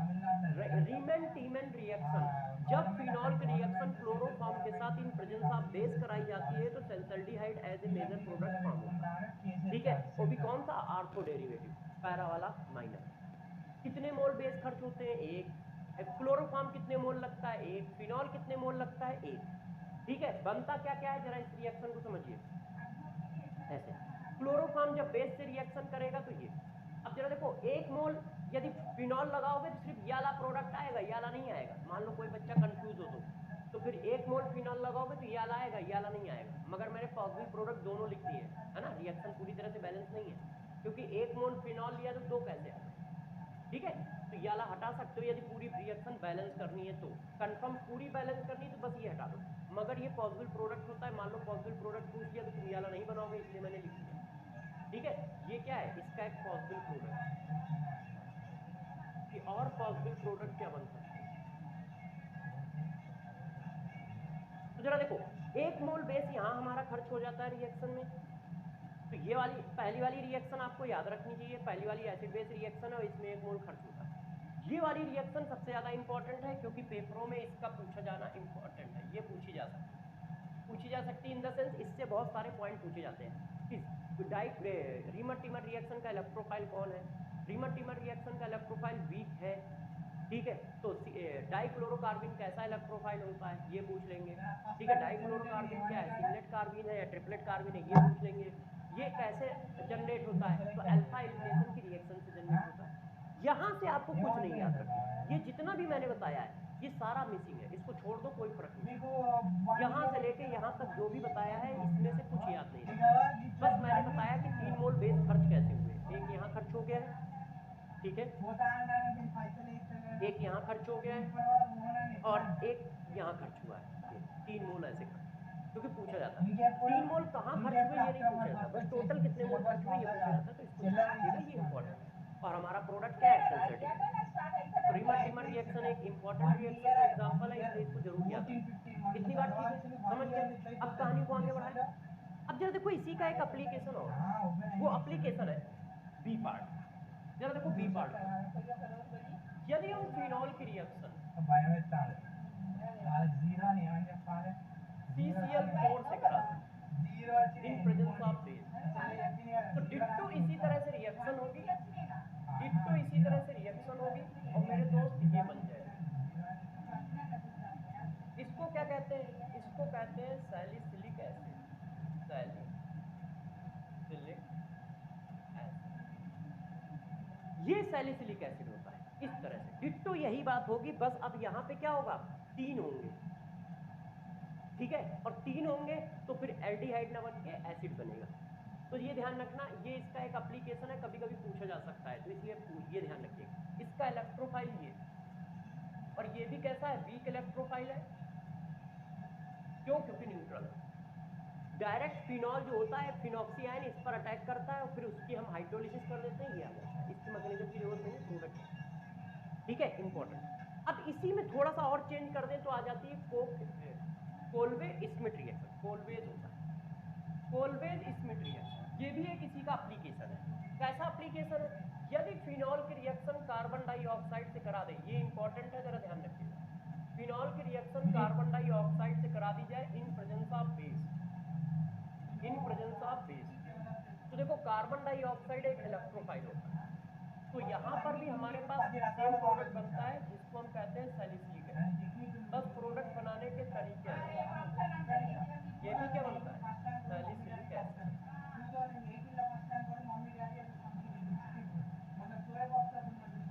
सैलिसिलिक आई यहाँ लगा। अब जरा देखो यार बच्चों, इस बात को मैं थोड़ा एक्सप्लेन कर देता हूँ कैसे होता है। देखो गौर से समझिएगा, सबसे पहले हमारे पास फिनॉल, जैसे ही तुमने बेस मारा तो ये क्या बना देगा, फिनॉक्सी ऐसे। अब ये फिनॉक्सियान कार्बन डाइऑक्साइड पे अटैक करेगा, कार्बन डाइऑक्साइड यहाँ इलेक्ट्रोफाइल, क्यों, क्योंकि कार्बन डाइऑक्साइड में इस तरह का पॉजिटिव चार्ज आता है, ये इलेक्ट्रॉन इधर गए, ये इलेक्ट्रॉन इधर गए, तो यहाँ पर पॉजिटिव चार्ज जनरेट इस तरह। अब ये क्या करता है, इस तरह से अटैक मारता है, तो ये वाला बॉन्ड खुल जाएगा, तो ये इस तरह से आता है। ये देखो बॉन्ड गलत दिखा दिया है। आप सभी बच्चों को पता है ये वाला बॉन्ड है, तो ये इस तरह से आ जाएगा, डायरेक्ट बना दे रहा हूँ। अब प्रोटोनेशन हो जाएगा और प्रोटोनेशन होकर क्या बनेगा, क्या बन जाएगा, सैलिसिलिक एसिड। सैलिसिलिक एसिड बनाने के 2 रास्ते हैं, एक कोलवे स्मिथ रिएक्शन है, कोलवे बेस फेज रिएक्शन में क्या ले लेते हैं, बेस के साथ कार्बन डाइऑक्साइड, और एक जर्नल मेथड है जिसमें CCl4 लेते हैं। तो भैया CCl4 ने या कार्बन डाइऑक्साइड ने, दोनों का प्रोडक्ट सेम है सैलिसिलिक एसिड, और दोनों में हो क्या रहा है, दोनों में हो रहा है इलेक्ट्रोफाइल दोनों का वीक है। CCl4 न्यूट्रल मॉलिक्यूल है, तो न्यूट्रल मॉलिक्यूल ऑक्टेट कंप्लीट है, बहुत वीकेस्ट इलेक्ट्रोफाइल है, इसलिए बेस ले रहे हैं, बेस लेने से इसकी रिएक्टिविटी बढ़ रही है। वही यहाँ पे हो रहा है, कार्बन डाइऑक्साइड स्टेबल होता है, ऑक्टेट कंप्लीट है, तो ये वीकेस्ट न्यूक्लियोफाइल इलेक्ट्रोफाइल है, और वीकेस्ट इलेक्ट्रोफाइल में रिएक्टिविटी बढ़ानी पड़ती है फिनॉल की, इसलिए बेस ले रहे हैं, नहीं तो बेस का कोई काम नहीं है। वो फिनॉल की रिएक्टिविटी बढ़ा देगा तो वो क्या करेगा, आसानी से कार्बन डाइऑक्साइड पर अटैक कर पाएगा और इस तरह से सैलिसिलिक एसिड बना पाएगा। अब जरा देखो, ये एक इंपॉर्टेंट पॉइंट है एस्प्रिन फॉर्मेशन। ఎందుకు ఈ కవర్ ఇట్లనే ఉన్నది ఈ కవర్ ఇట్లా పడేస్తే ఏమైతది तो एस्प्रिन कैसे फॉर्म किया जाता है, बहुत इजी है, आपको कुछ नहीं करना है। देखो ये फिनॉल है, फिनॉल की रिएक्शन यदि प्यारे बच्चों हम कार्बन डाइऑक्साइड से करा दें इन प्रेजेंस ऑफ बेस, तो क्या बन जाएगा, तो सभी बच्चों को पता है सैलिसिलिक एसिड बन जाएगा। देखो ऊपर बना हुआ है, ये देखो। अब हम क्या कर दें, इसका एसाइलेशन कर दें एनहाइड्राइड की प्रेजेंस में। अब गौर से मेरी बात को समझिएगा, हम एसाइलेशन कर रहे हैं एनहाइड्राइड की प्रेजेंस में, बेस डालना पड़ेगा क्योंकि रिएक्टिविटी बढ़ानी पड़ेगी, तो हमने ये बेस डाल दिया है। कौन, प्रीडीन। प्रीडीन क्या काम कर रहा है, बेस का। जरा बात समझो कैसे, ये बेस का काम कर रहा है, पहले प्रोटॉन खींच लेगा तो फिनॉक्सियाइन जनरेट हो जाएगा, और फिनॉक्सियाइन क्या हो जाएगा, न्यूक्लियोफाइल होगा, बैक से अटैक मारेगा, ये बना देगा। ये देखो, इसी को एस्प्रिन कहते हैं। एसाइलेशन हो गया, अभी पीछे एसाइलेशन पढ़ाया था ना, ध्यान है सबको। ये देखिए, इसी को क्या कहते हैं, एस्प्रिन कहते हैं। ये देखो जो आपने यहाँ लिखा हुआ है एस्प्रिन, ये एस्प्रिन हुआ, इसको हम एस्प्रिन कहते हैं। नाम क्या होगा, जरा नाम पढ़ लो। तो क्या है, एसाइल सैलिसिलिक एसिड है, तो एसाइल सैलिसिलेट, तो ये हो जाता है एसाइल सैलिसिलिक एसिड। ये किसका नाम होता है, एस्प्रिन का। एस्प्रिन कभी कभी पूछा जाता है, उसका फार्मूला भी पूछा जाता है, वो कैसे बनता है ये भी पूछा जाता है, तो ध्यान रखिएगा हम किस तरह से इसको बनाते हैं। और ये रिएक्शन चल रही होती है एस्प्रिन के फॉर्मेशन, ठीक है। इन बातों को बहुत अच्छे समझ पा रहे हो। अब कहानी को थोड़ा सा और आगे बढ़ा लेते हैं। तो जरा देखो, अब क्या बढ़ा लेते हो, अब कुछ छुटपुट घटनाओं की रिएक्शन रह गई है, बाकी सब रिएक्शन आपने कर ली है। तो जरा देखो, अब जल्दी जल्दी उनको भी निपटा सकते हो। रिएक्शन विद जिंक डस्ट, यदि हम फिनॉल की रिएक्शन जिंक डस्ट से कर दें तो फिनॉल इसको क्या कर देता है, रिड्यूस करते हैं, जिंक डस्ट इसको क्या कर देता है, रिड्यूस कर देता है, ठीक है। टेम्परेचर थोड़ा सा ले लेते हैं और ये इसको रिड्यूस करके बेंजीन में कन्वर्ट कर देता है। ये रिएक्शन इंपॉर्टेंट है, रिडॉक्स रिएक्शन का एग्जांपल है, ये देखो ध्यान रखिए इस तरह से, ठीक है। अब होता है test of phenol. Test of phenol बच्चों क्या है, जरा इसको देखो। यदि हम फिनॉल में इस तरह से हम क्या करें, FeCl3 का सॉल्यूशन डाल दें, ब्रश है, तो ये क्या करता है, वायलेट कलर कॉम्प्लेक्स बनाता है। जो टेस्ट ऑफ फिनॉल होता है वो वायलेट कलर का कॉम्प्लेक्स इसका होता है, Fe फिनॉक्सियान इस तरह से ट्रिपल,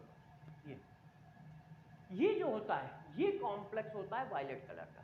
तो ये टेस्ट ऑफ फिनॉल होता है और वो रिडक्शन ऑफ फिनॉल है कि हाँ भाई फिनॉल का जिंक डस्ट से कर दोगे तो फिर जिंक डस्ट फिनॉल को रिड्यूस कर देगा। अब जरा गौर से देखो, सारा फिनॉल आपको बता दिया, आप इसको अच्छे से रिवाइज कर लीजिएगा और रिवाइज करके अच्छे से पढ़ लीजिएगा। नेक्स्ट क्लास में हम इन्हीं बातों को और आगे बढ़ाएंगे, ठीक है, मतलब ईथर को खत्म करेंगे। तो नेक्स्ट क्लास में हम लोगों का टारगेट ईथर होगा, सारा ईथर खत्म किया जाएगा। आपसे इतनी सी रिक्वेस्ट है कि रिवीजन करते रहें, खूब अच्छे से पढ़ते रहें, ठीक है। टाइम कम है, अब हमारे पास जो टाइम बचा है वो बहुत ही क्रूशियल टाइम है, उस पर हम लोगों को काफ़ी मेहनत करनी पड़ेगी, ठीक है। तो चलो फिर से मिलते हैं अगली क्लास में, तब तक के लिए क्या करें, खुश रहें, पढ़ाई करते रहें और स्वस्थ रहें। ऑल द बेस्ट प्यारे बच्चों।